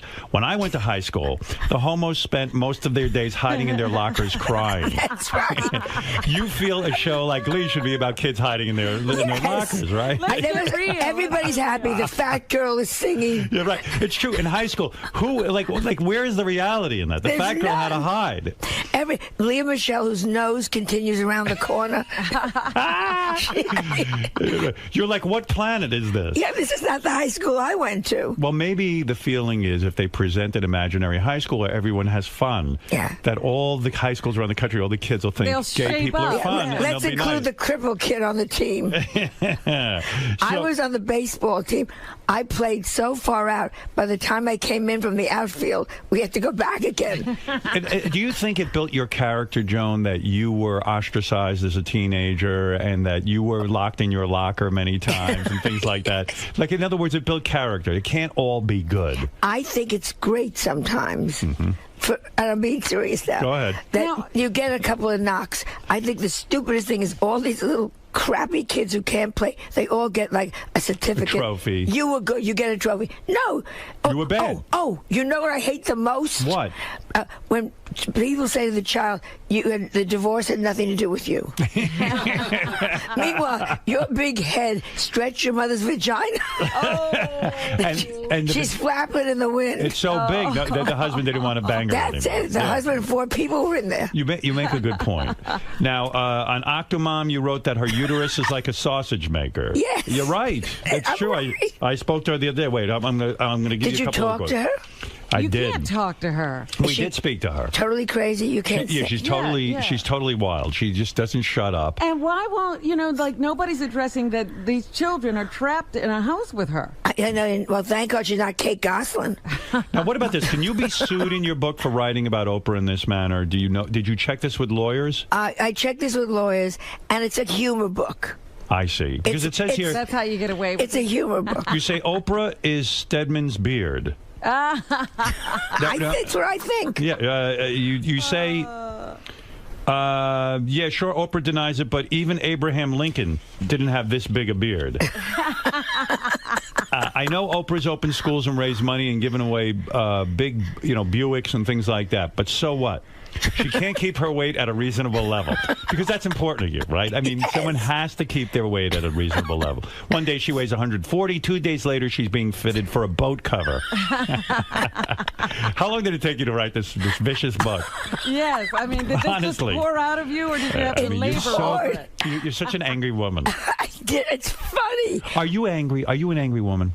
Oh, I think I'm furious. Yeah, you are. What do you think you're furious about, honestly? About the stupidity of everything. Do you think that's it, or does it go Seriously, deeper? I'm Does not it go back making to your mother and father? No, I'm being serious for a second. Yeah. Do you think, Like your personal anger. Do you think you're so angry that it goes back to like your mom and dad not treating you properly? They were very good parents. Were they? Yeah, and I had what they call a very good childhood. They understood you? To a Then point. what happened? I get a feeling they didn't. I had my father was a doctor. He worked hard. My mother was a housewife. She did her best. Right.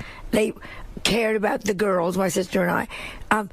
Did they sit there and worry like I worried everything that Melissa did? Right. I doubt it. Is your sister still alive? My sister's still alive. Is she totally jealous of you and your career? Probably. But she a married woman? She married, 2 children, both did well. Are you She's angry? a lawyer. Are you angry that she had the marriage that lasted, and that she's happier than you? She's not happy than I am. She isn't? Oh, she's I'm miserable? very happy. Is she happy in her marriage? She's happy. Well, he died. Oh, he died. So she is happy. Well, look at the age. Yeah, right. How many guys last that long? These men are dropping like flies. You're not kidding. So when you write a book like this, you sit down, and how long does it take you to write a I book? wrote it it's a humor book. It's just what I think about everybody. Right. And what I think about everything. Children on planes. Right. Terrible, right? Well, what do you where do? is Casey Anthony when you need her? Right. How are they supposed to get around you? I don't care. When I had Melissa, we went on a plane. I would bring wrapped gifts.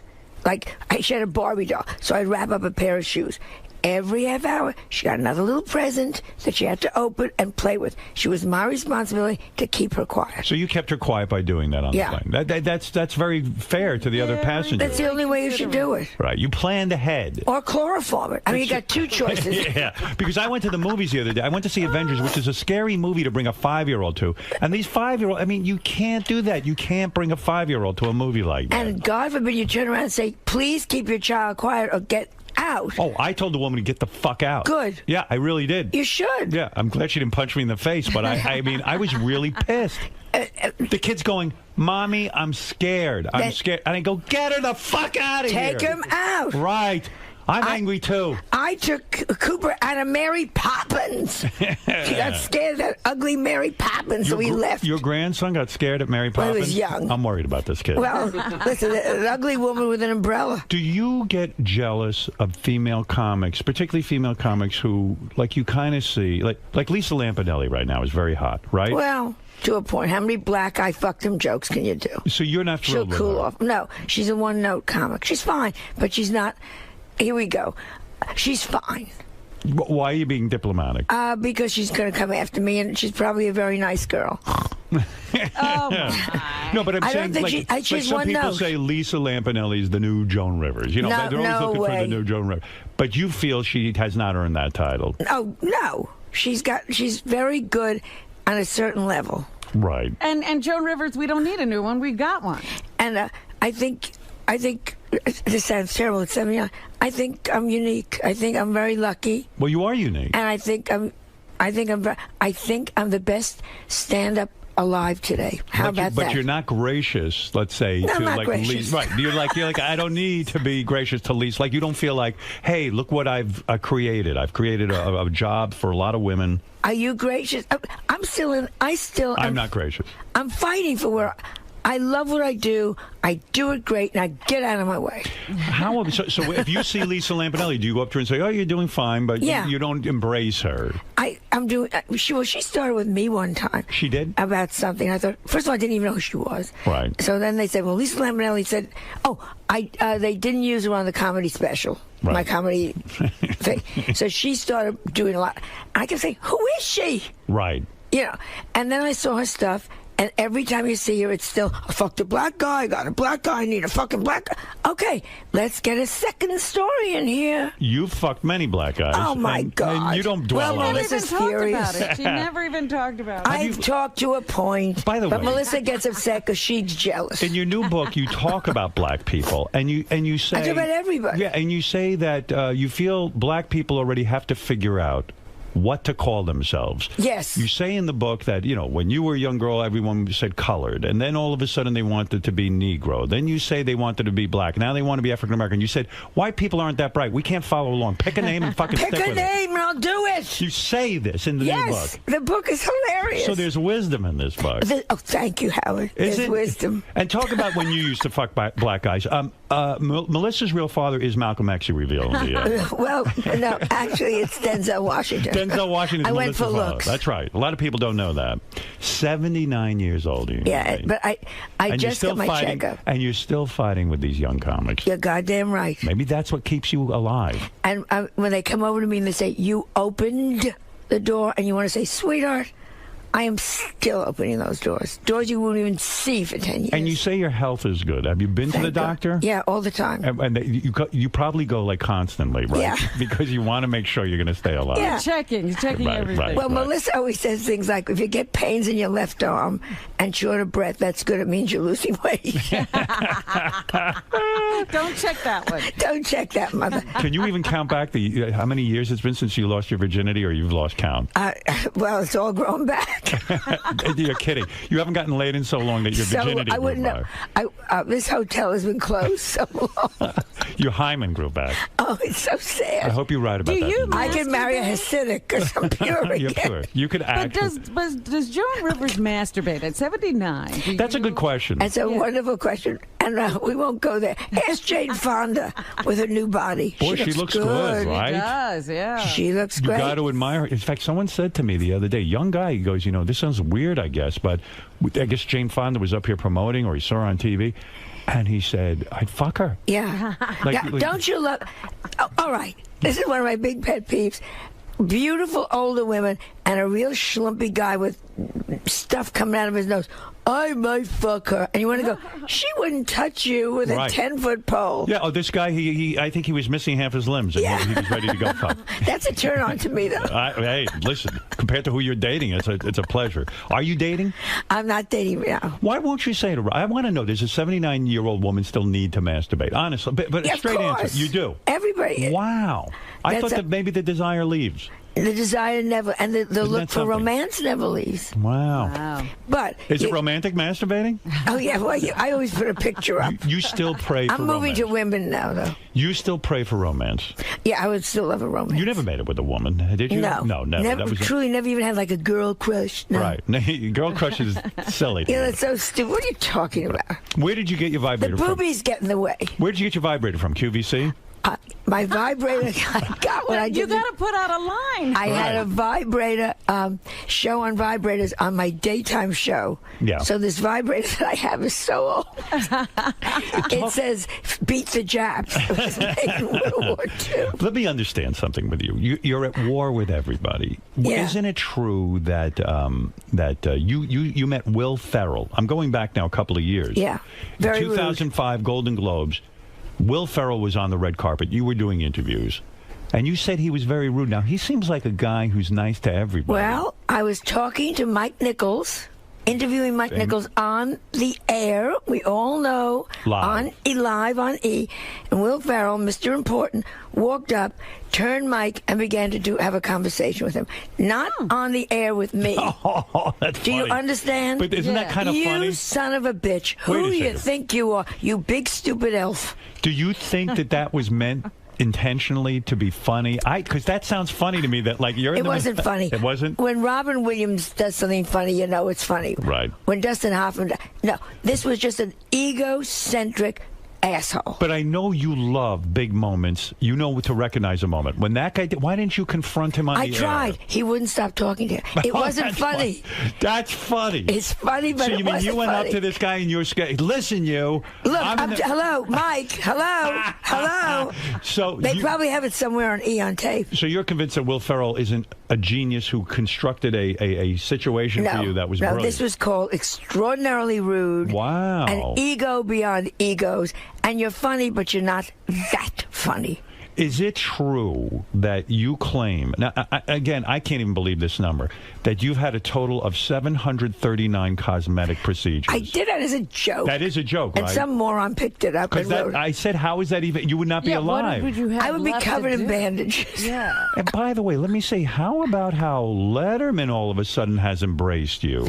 Isn't we really like each other. It's about fucking time. Yeah, but at least he does it. Leno, that asshole. Scumbag. Scumbag. Let's call it the way it is. That not funny, lucky. That motherfucker. Come on, let's go, baby. You think you're angry. Come on, right now. What is Leno doing? He doesn't acknowledge. Never acknowledged, never asked on the I show. can't acknowledge Joan Rivers. She hasn't done anything. Yeah, a moron. But all the others, Jimmy Kimmel's been wonderful, Jimmy Fallon's been amazing, Letterman. I think you're absolutely terrific on Letterman. I love working with him. I've watched every appearance you did on Letterman, and I used to say to you for years when I always had you on the show, I'd say, I don't understand why David Letterman doesn't have you on, and Leno and all these guys. Yeah. You're a terrific guest. Yeah. You come out there, you're prepared, and you work it. Like a woman who wants to succeed. Yeah, I still do it like it's my first shot. That's it. Do you think Leno doesn't have you on because it's still tied in with him trying to identify with Johnny Carson, that dumb fuck? Yeah. Both of them. Yeah. Right. But at this point, he'll never have me on because I always say, quote, one funny joke Leno ever said, and nobody can come up with it. Wait a second, though. As weird as this will sound, I will defend Jay as a young stand-up comic. He was great, right? Am I right or wrong? As a young Yes. stand-up comic, he was very funny. Very funny. Very funny. I would say one of the top guys. Well, let's not push that either. Really? But he was good. He was very good. He was very good. Gary Shanley. There was a whole group that was coming up at the same time. Does Gary Shandling still? How does he live? I mean, I love Gary. He Me must too. have made a pile of money. But on what? I asked him. I was at a party with him. I go, "How are you alive?" I go, "How do you eat?" I mean, what you were on HBO? They're infamously cheap. And he was on the. Oh, and also ask me how Bill Maher can buy a $20 million. Where did Bill Maher? I began to throw up my breakfast yesterday. Do you ever 6 bagels came out of my mouth. Now, Bill Maher's a good comic. I love feel. Bill. He's very smart. Where did you get the money to buy a baseball team? Well, we were asking this question on the air yesterday. We were doing the finances. We said, like, how much money could Bill? In other words, to shell out $20 million to own part of the Mets, you would have to be worth at least $60-70 million at least. Because you can't give up every $20 million you got. And maybe he's getting kickbacks from Huffington Post. we had a theory that he didn't put up $20 million. That maybe he put up $1 million, and that other people are involved in his $20 million. Right. Do you think that's the case? Yeah. Then why don't they ever come to me with that? You know what I'm saying? I don't know. But my fashion how are police. you not, what are you worth? Seriously. Nothing. I'm not making that a is such horseshit. I swear to you, on my grandson. How are you worth on my nothing? Because I was always salaried. Fashion police. I'm doing it now. It's a career move. I know. Joan and Melissa. It's a career move. Everything is a goddamn career move. It's time I got a little cash here. I don't own anything. Joan and Melissa are going into the third season. Third season. You don't own a piece of that show? No. And you're telling me that here's a show that's successful. 3 seasons now on E! Yeah. And they're not going to pay. They're like, no, Joan, this is just a vanity project. Yeah. But look what it will do for your I'm not starving. I live very high. I know. As you know. But I don't have this kind of money. My accountant calls me up all the time. You got to sell either the country house or the city house. Really? You don't have that kind of bread? No. It's remarkable, Libby. Because the clothing line, the what is that? yeah, the jewelry and the clothing line. I've done very well. They've kept me through the lean periods. Right. The jewelry and the clothing support me so I can do Fashion Police and I feel like all of the money went into your face. a lot of it went in my face, a little in the breast. You're seeing it. You're looking at it. I'm looking at it. Is it true? Edgar's funeral cost me a fortune. Tell me the truth, Joan, and clear this up for me. I know on your show, on your television show on E, you smoked marijuana. That was on We. That was on We, right? You're on We and E. I'm on We and E and QVC. Yeah. How about a real network finally? Yeah, I'd like to be on NBC, but exactly. Well, they're busy with me. Exactly, which is great. Right. Go ahead. Yeah. And Chelsea Handler's on NBC too. You know, she got. Hey, so this is interesting. I see you biting your tongue. Hold it. Last time you were here, you let Chelsea Handler have it. You gave it to her good, and you said, "How dare you?" I don't care. I don't think she's particularly funny. We all know how she got what she got. She's doing okay. Good. You're referring to the fact that she was dating Ted Harbor. Dating? Well, but she was living with Ted Harbor. Yeah, whatever. Right. Good. I don't care. But don't you come after me, you whore. Who hates you? Joan Rivers was critical of you at one point, wasn't she? Well, Joan Rivers. I mean, what the fuck do I care about Joan Rivers? You don't care? It doesn't bother you? It does bother you. I saw Joan Rivers the other day at E, and she said, "Hi, her and that daughter. Melissa. Yeah. And you don't like Melissa? No, I mean I don't not like her. I mean, right. But I don't think about either one of them ever. I have heard through the grapevine that the E Network came to you and told you to shut your mouth about Chelsea Handler. They told both of us, and I think it was very smart.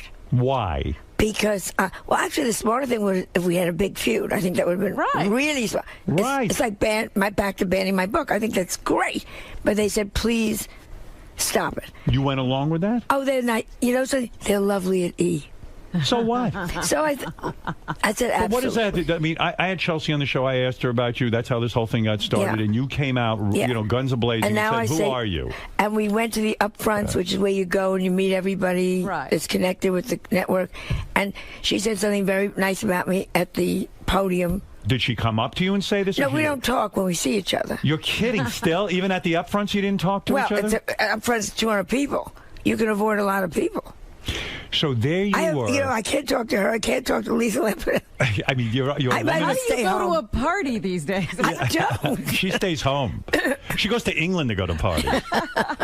I'm surprised she's not there today. No, some people the Queen of England's having a jubilee. Yeah, I know. I should be there. She called me last night. Didn't you? Where were you? Didn't you do a stand-up in front of the Queen and said the word fuck? Fuck, yeah. And you told her you can behead me now? Yeah, right now. Right here, I said, behead me. okay, let's just get it over. Was she offended by that? He laughed. He left. He Prince left. Charles. No, Philip. Prince Philip. And when they came down the line, the receiving line afterwards, he said to me, very funny, very funny, very funny. Yeah.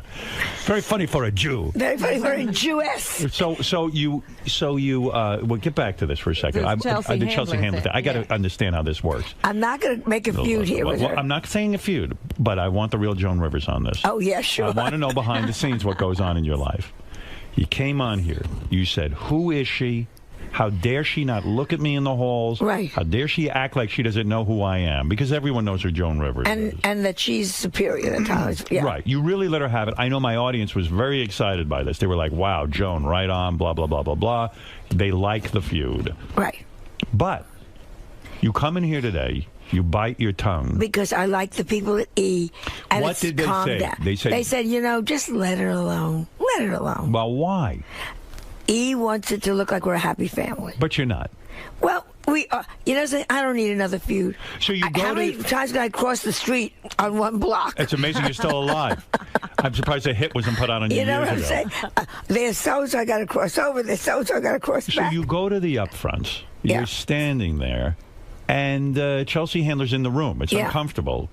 Doesn't she walk over to the icon Joan Rivers and say, look, I'm sorry that this happened? No, she did not. No. Again, she dissed you. But she went on stage and she said something very nice about Joan. What did she say? I was backstage, but my friend said she said something like, my friend Joan is here or something. My friend Joan, who I don't even look at when... but she said that, and I thought that was very nice and very gracious. So if people say something publicly, but then behind the scenes won't even look at you... Well, that's me all the time. But no, that's not true. That's not true. Last night, Meryl Streep gave me her garbage to throw away. It was at a party. No, be honest. She said, "Could you let this?" I would have thought Joan Rivers would have said to E, "Listen, go fuck yourself. I'll say what I want about everyone," and she should apologize to me. And she should have. But you want to know? Then you have to say, "I am the grand icon," and I'm not. I am still in that trench fighting. Did Betty White and you smoke weed together? Is that a true story? No. You were. I did the Betty White show. You did. Yeah. And you even say in never your new again. book, you even Well, say, really, never really? again. Why? They were lovely. Betty was lovely. All the cast was lovely. First day, and I also did Drop Dead Diva, which is first day I get there, and I'm playing her her twin sister that comes back. So I say to them, where do I come from? Should I have luggage? They said, just read the lines. Now we read the lines, and I start to the way I work. Let me ad-lib, let me see. They call my manager the first day. They said, tell her to do the script as is. Whoa. Okay. Whoa, okay. Then why did you hire Joan Rivers? Well, maybe they want you to just stick to the script. Well, mistake. Wait. Brilliant. I want you to explain this. It wasn't that brilliant. But explain it to me. And the cast was lovely. Cast was terrific. All right, but explain it to me. They wrote a script. They send it to you. Right. And you agree to do it. Because you always figure, when I did Suddenly Susan, you go in, I worked with Kathy, you ad-libbed and you came out with something terrific. But you know on a lot of these shows. I did Nip Tuck. What can you do to do it? You've got a writer who's funny. Let her give you an input. And I always say, if you like, let me try it. You don't like it, we'll throw it away. I never say. But some writers and some shows obviously are very scared or afraid to let go of their words. They want them exact. Fine. And, so... Fine. And they had them exact. My big joke was, gee, is the minister here? You were disappointed because you felt you didn't come off funny. I came off like a piece of shit. Yeah. And then they called me and they said they want to put it up for a... Emmy. And I said no. It's not Emmy. It's not my best work. And now, you've won Emmys. 2 weeks later, I go down and do Drop Dead Diva. Right. And they said, let's work together. It's going to be so adorable. What is Drop Dead Diva? It's on ABC. USA. It's a scripted show? Scripted show. But again, you're coming on Monday. You're shooting on Friday. They said, why don't you add some Joan Rivers to this? And let's see. And if we don't, and I always say, if you don't like it, don't use it. So you got insulted. And on the Betty White show, not inside. I just thought, you morons. I've been on Broadway. But won't there be they chaos? Didn't go for the best. But won't there be chaos if everybody comes in with their own lines and their own ideas? Don't hire a comedian who is a writer and give them on Monday a script that isn't particularly funny. And the jokes did not get laughs that they gave me. They probably thought it was funny, though. You understand? Yeah, of course. I'm a writer. I've written script. But if you walked in now and said, let me try this, I'd say, try it. Let's see. Right. Be a little experimental. Let's see. It's Monday. By Wednesday, we'll say yes or no. So it was a bad experience. It was a terrible experience. And not the cast. The cast was adorable. Because I really loved the cast. Yeah, well, what do they care? Yeah, I didn't say goodbye to anybody when I walked out. You didn't. You were that pissed. But you were professional. Right. You did the show.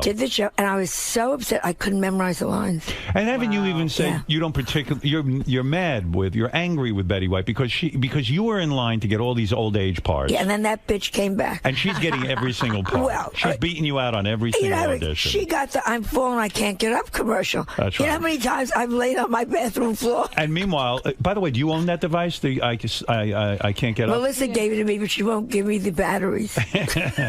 Because I would think that would be good, just in case you fall Just in case I fall. But there's nobody around if you fall, right? Well, I have a Swiffer. Is that what they call those terrible machines?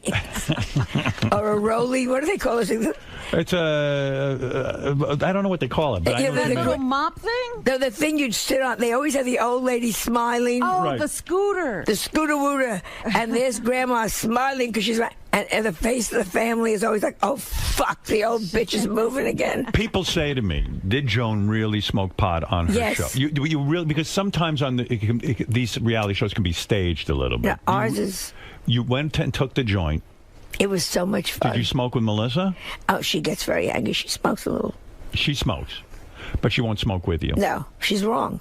What do you mean she's wrong? I think we'd have a great time. If you smoke together? Yeah. She doesn't want to smoke with you because you're her mother. She I wants, know. She doesn't want every barrier broken. Yeah. So who did you smoke marijuana with? I smoked with my friend Lynn Koplitz on the show. Is she your age? Nobody's my age. But is she?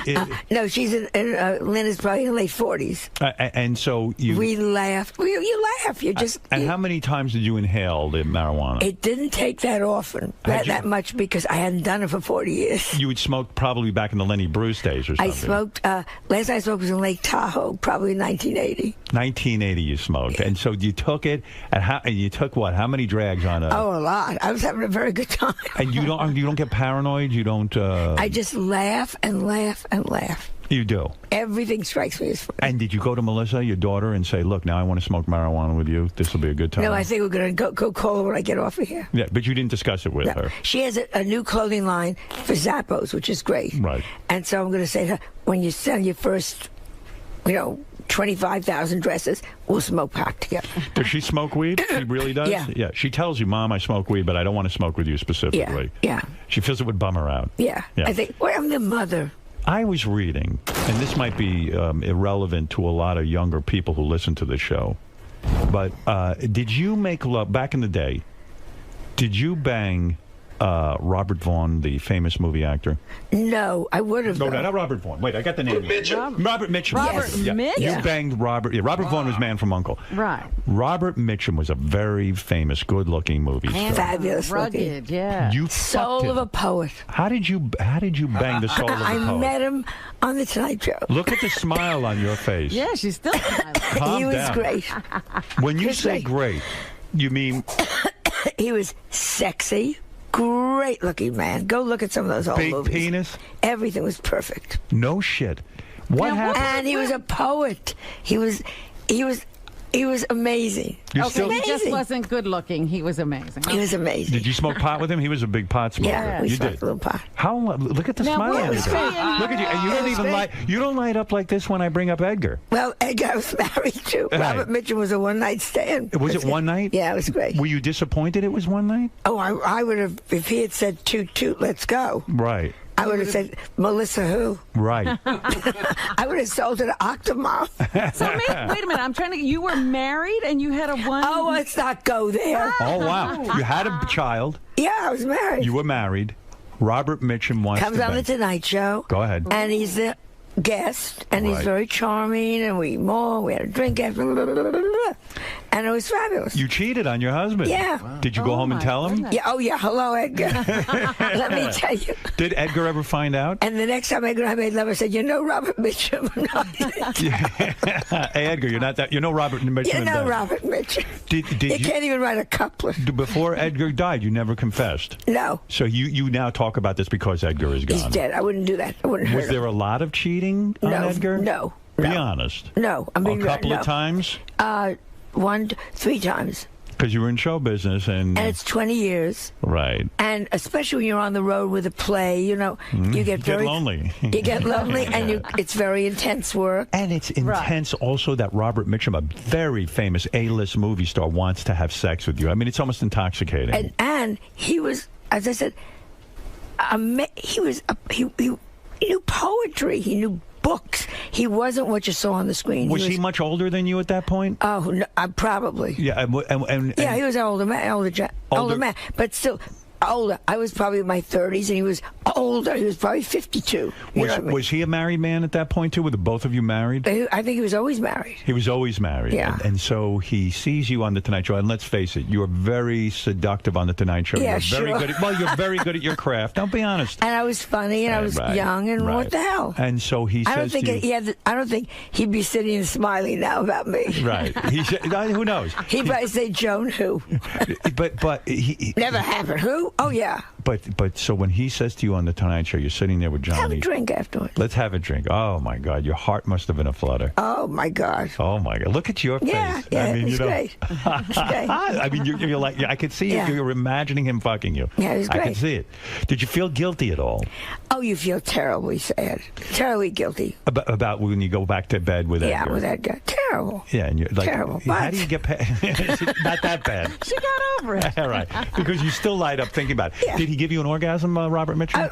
We can move on to something. Why? This is fascinating to me that you cheated. Obviously, it was a nice evening. Yeah, he has the drink, and you're easy. I mean, you go Oh, right. I'm easy. Like you didn't even. You didn't even have dinner. My feet were on the table during the drink. You knew when he asked you for a drink, you were going to fuck him. 2 feet were on that bar. So you go for drinks. Were you afraid that people would see that you were having a drink with a man? No, it's business. We just done the show. Monkey business. Yeah, we just done the show. So no hesitation at all, and you're sitting Oh there. yeah, you're shocked, but also you're just swept off your feet. And so, Like, where do they go? Do they go to a hotel? of course, somewhere in Santa Barbara. I really went back to his place. No, we went to a very pretty place in Santa Listen, everyone who was involved is dead. You don't have to worry. I mean, what do you mean? You're acting like this is going to be in the National Enquirer. It's Robert Mitchum. For God's sakes. Nobody cares. You know when they Nobody talk about cares. these names Yeah, and right. they say they say who cares? But remember in that day, Robert Mitchum, It was great. he was a big star. Yeah, and he was great. Would you have left Edgar for Robert Mitchum? Seriously? I certainly would have thought about it. Right. And so he takes you But back I would have to... left. I would have given Edgar the house. Right. I would have given him Melissa. Hey, that's enough. Who wouldn't want a little beautiful baby like Melissa? So you, here, Edgar, you raised this thing. I'm So off with Robert Mitchum. Yeah, give us a call. was there any part of you hoping that he would knock you up that night? And No, I never thought about that. Wouldn't that be great? Well, he fucked you without a rubber, right? I mean, back in those days, they didn't even have rubbers. Yeah, this was free Those days, you use cloth. Right. He fucked you through a sheet. No, seriously. He entered you without any... We're gonna. Can we please? Why? That's enough. No, it isn't. It's not enough. Did Melissa know? Have you talked to her? She doesn't ask you. And did you call Edgar that night and go, oh, hi, honey? Could be a little What's late. the excuse? Hi, Edgar. I would be a little bit late. You weren't out the whole night, were No, you? you walk the dog. Did you do that? You're going to need to walk the dog tonight. It's like reality. Did you spend the whole night with Robert Mitchum? No. You left. He fucked you and he threw you out. Well, you remember you really taped from 5 to 7. Right. So you had from 7 to 11:30. Not tragic. Yeah, right. And so he didn't. I meant nothing. I can assure you. Yeah, right. But And then you did the walk of shame, right? oh, the walk of shame. You're all dressed up for the Tonight Show. Your Hair hair's all all messed mussed. up. Lipstick's a little. The lipstick all messy from semen stains on your chin. I mean, did you blow him? I'm not going there. Tell me the truth. I can't remember. You remember every detail of that. Tell me when you masturbate, you don't think about Robert Mitchum entering you. You're like, oh, Bob. Well, now you think how old they are. But seriously, when you mentioned that you masturbate, do you ever say, oh wow? You think about Robert Mitchum nude? No. But I do see the movies. It's so funny. Do you go back and watch the movies? Yes. Yes. And do you get wet? No, but I just think, oh my God. Wow. There he is. Yeah. Yeah. Good for you. Yeah. Look so at great. you. Well, at this age, all you got is memories. Did you ever try to make it happen again with him? Did you ever? No, You never no. Where are you? Mr. Mitchum. I would say every night, we should have him back on the show. Too bad we can't. Hey, come on, guys. How about instead of Cher, let's get Robert Mitchum. Was he your only famous guy that you had? The only famous. No, there's another one. There was an actor. But Who was nobody the other knew. one? New York actor. What was his name? Gabe Dell. Gabe Dell? Yeah. You're going to put him in the same league? No, you asked. Did you call him Bob or Robert Mitchum? Or you didn't just Mr. Mitchum? Mr. Mitchum, sir. It sounds like it sounds like you only knew him for a few short minutes. So it's like you probably didn't call him anything, right? But have you ever touched yourself thinking about Robert Mitchum? I'm not going to go Why? there. Why not? Why not go there? No. But because What do you he's mean, old no? now, and you just it's so Isn't he he's dead? dead. He's dead. old now. That's old. He's dead. Who cares if you jerk off to Robert Mitchum?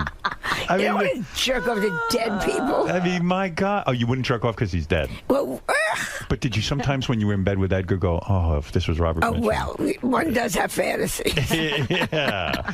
But none of your cheating was an ongoing affair. It was always a one-night stand? Or Gabe Dell was a big affair. Gabe Dell. And I left Edgar over that. You did? Really? Oh, my God. Yeah, So how did you end up back with 3 Edgar? weeks, and then I just thought, this is crazy. Right. Wow. Yeah, Gabe Look was... at you wild woman. Yeah. Man, you out there fucking like a rabbit. Oh, you have no idea. I mean, Gabe I barely Dell? had a chance to write jokes. I mean, Gabe Dell said to you, listen, I want to be with you. No, I think it scared Gabe. It did. But yeah, we started together on a Broadway show, and you have this big, intense, you're on the road, and you're bringing it in, you're working late at night and all that stuff, and you're kissing on stage, bing, bing, bing, bing, bing. And then the show closed, and it continued a little bit. Yeah. And then it got too... it was too... And he liked me. He used to sit in front of my house. I was with Edgar, and smoke cigarettes. Oh, wow. Like a stalker. Yeah. Wow. That was scary. He wanted you. And Edgar never caught on to any of this? I think Edgar knew. I think Edgar knew somewhere was Gabe. Let's dig up Gabe, and let's dig up Robert Mitchum, and we'll have a whole show. Let's see what they were buried with and get the jewelry. So you think Edgar knew that you were cheating? I think he knew that. I think he knew. Wow. Oh, well, that's the way it goes. Did he ever confront you? No. No, Edgar's English. You whore. Hey, you whore. Melissa, tell the whore to come downstairs.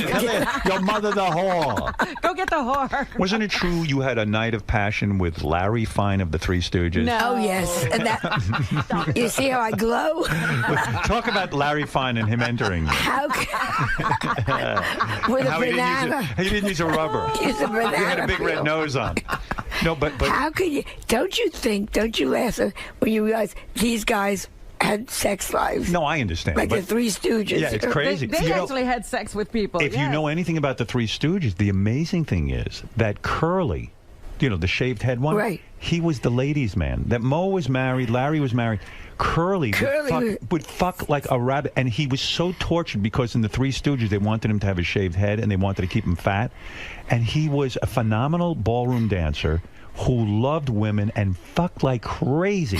And he was the ladies' man. And who would believe that? If you read the history of the Three Stooges, which I have because I love them, and I would have thought you would have been one of the conquests of Oh, what about the Marx Brothers? Do you still remember, was Robert Mitchum the best-looking guy you ever banged in your entire life? Just the most masculine. It was the whole masculine, package. Right. He was the package, yeah. Right. Everything.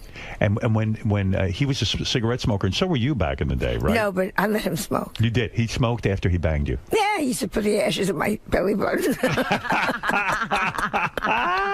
Oh, Bob, you silly boy. Go ahead, use me as your ashtray, Bob. Use me as your ashtray, I don't care. He could have wrecked your life. Yeah, Do you remember? What a scandal. But you know how great to have a couple of good memories like that. Oh, absolutely. Do you remember like the size and shape of his penis? No. You don't? Like, is it not that detailed? Those were different kind of days. You didn't kind of like look that much. But when a guy is that hot, and when he enters you, do you come immediately? Do you just... Can we just change Do you have an orgasm immediately? Can we go back to my book, please? Was that the first time you had an orgasm? No. Oh, Edgar never gave you an orgasm, admit it. Well, you're out of your mind. Yeah, I'm out of my mind. Don't you know? What am I doing on a family television show? Was he much bigger? Let me ask you. Was Robert Mitchum bigger than Edgar? Yes, he was. His penis, I mean. Was it thicker and bigger? Why don't you call... I wonder what do we tell if the wife's alive? I'm going to dig them all up and compare penis size. Is it true that you let Ed Sullivan finger you? That is the... He wouldn't have remembered. Let's get back to your book. Oh, he would have remembered. Ed Sullivan at 50 was... early Alzheimer's. He was, right? Was that true, or was it just that No. He would... I remember one time they treated him like gold. He was saying had to do a commercial, and he did it 5 times, and 5 times he did it wrong. They were going to put it into the show. Was it that he couldn't really... He wasn't showbiz and he couldn't read? He just couldn't do it. And he had a wonderful son-in-law named Bob Precht, who treated him... let's try it again, Ed. Let's try it again. Wow. And the 5th time, finally, Bob said, "That's fine, Ed." And you saw this person because you used to appear on the Ed Sullivan Show. Yeah, a lot. Yeah. Was that like the most pressure in your career, the Ed Sullivan Show? It was insane. More than even Johnny Carson, because that was a primetime Sunday night show. The world was watching. Talk about make or break an appearance. Talk about, it was live, so everybody was...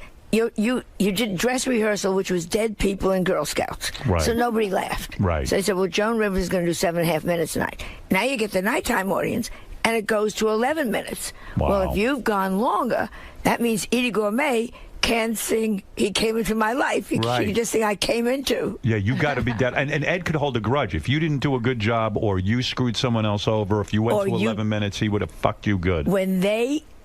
one time somebody went short and they came backstage to me, and it was all live. Right. And they said, stretch. And you know what I said to them?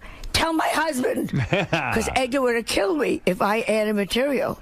Weren't you on one night with Senor Wences and you ended up making love to him? Yeah, sure. To his hands. The one-night stand with Senor Wences? Yeah, right. Hello. But I mean, do you remember like who you used to appear with on there? I mean, Woody, I have a picture of the Fifth Dimension, Woody Allen and me, and we're all watching the screen backstage, terrified. it was a great show. It was a great show because you had to be live. You had no second chances. When you did the Ed Sullivan show, did your career change dramatically the next day? Carson gave you New York, L.A., the big cities. Ed Sullivan gave you America. He put his arm around you. He has a little Joan Rivers. Right. The Midwest said welcome. And he really, you think now that you think back on it, he was suffering from Alzheimer's disease back then. He was at the end. Yeah, it was very, and she was wonderful. His wife, she protected him. She watched him. It's an amazing story. Ed Sullivan was like a gossip columnist who got his own TV show. He was horrible on TV. No personality. But it made it good. He was so stiff. Yeah. And so out of it. Right. You loved it. You love it. And the show was a great show. It was before everyone had their own specials. You saw everybody. You saw opera, and then Dolly Parton came out, and then Joan Rivers came out. See, that's was why sort of like America's Got Talent. That's why I was just going to say I like doing America's Got Talent because it has all these variety acts. That's what makes it interesting. It's fun. It's fun, and it's not the same thing. Oh, I lived for that Ed Sullivan you could show. see Joan Rivers and bell ringers, you know. Yeah, Omar who spun the plates. Yeah, and Topo Gigio and all those cool And then things. right after that, Richard Burton would come out and do something from Shakespeare. Would you send like Ed Sullivan a gift after you appeared? Like, I mean, you probably felt so grateful to him. I loved him, and he loved me. And they would buy you your clothes for the show. Wow. And if they liked you, you got to keep them. They would walk upstairs, and they would say, Mr. Sullivan, it was a whole thing, would like you to have your gown. Oh, wow. But you never knew. You took it off, you hung it up, you put it in the closet. And then they would come in and say, Mr. Sullivan would like you to have your gown. How many times did you appear on Ed Sullivan? 31 times. 31 times. Made my life. That's an accolade. Yeah. I mean, that's a big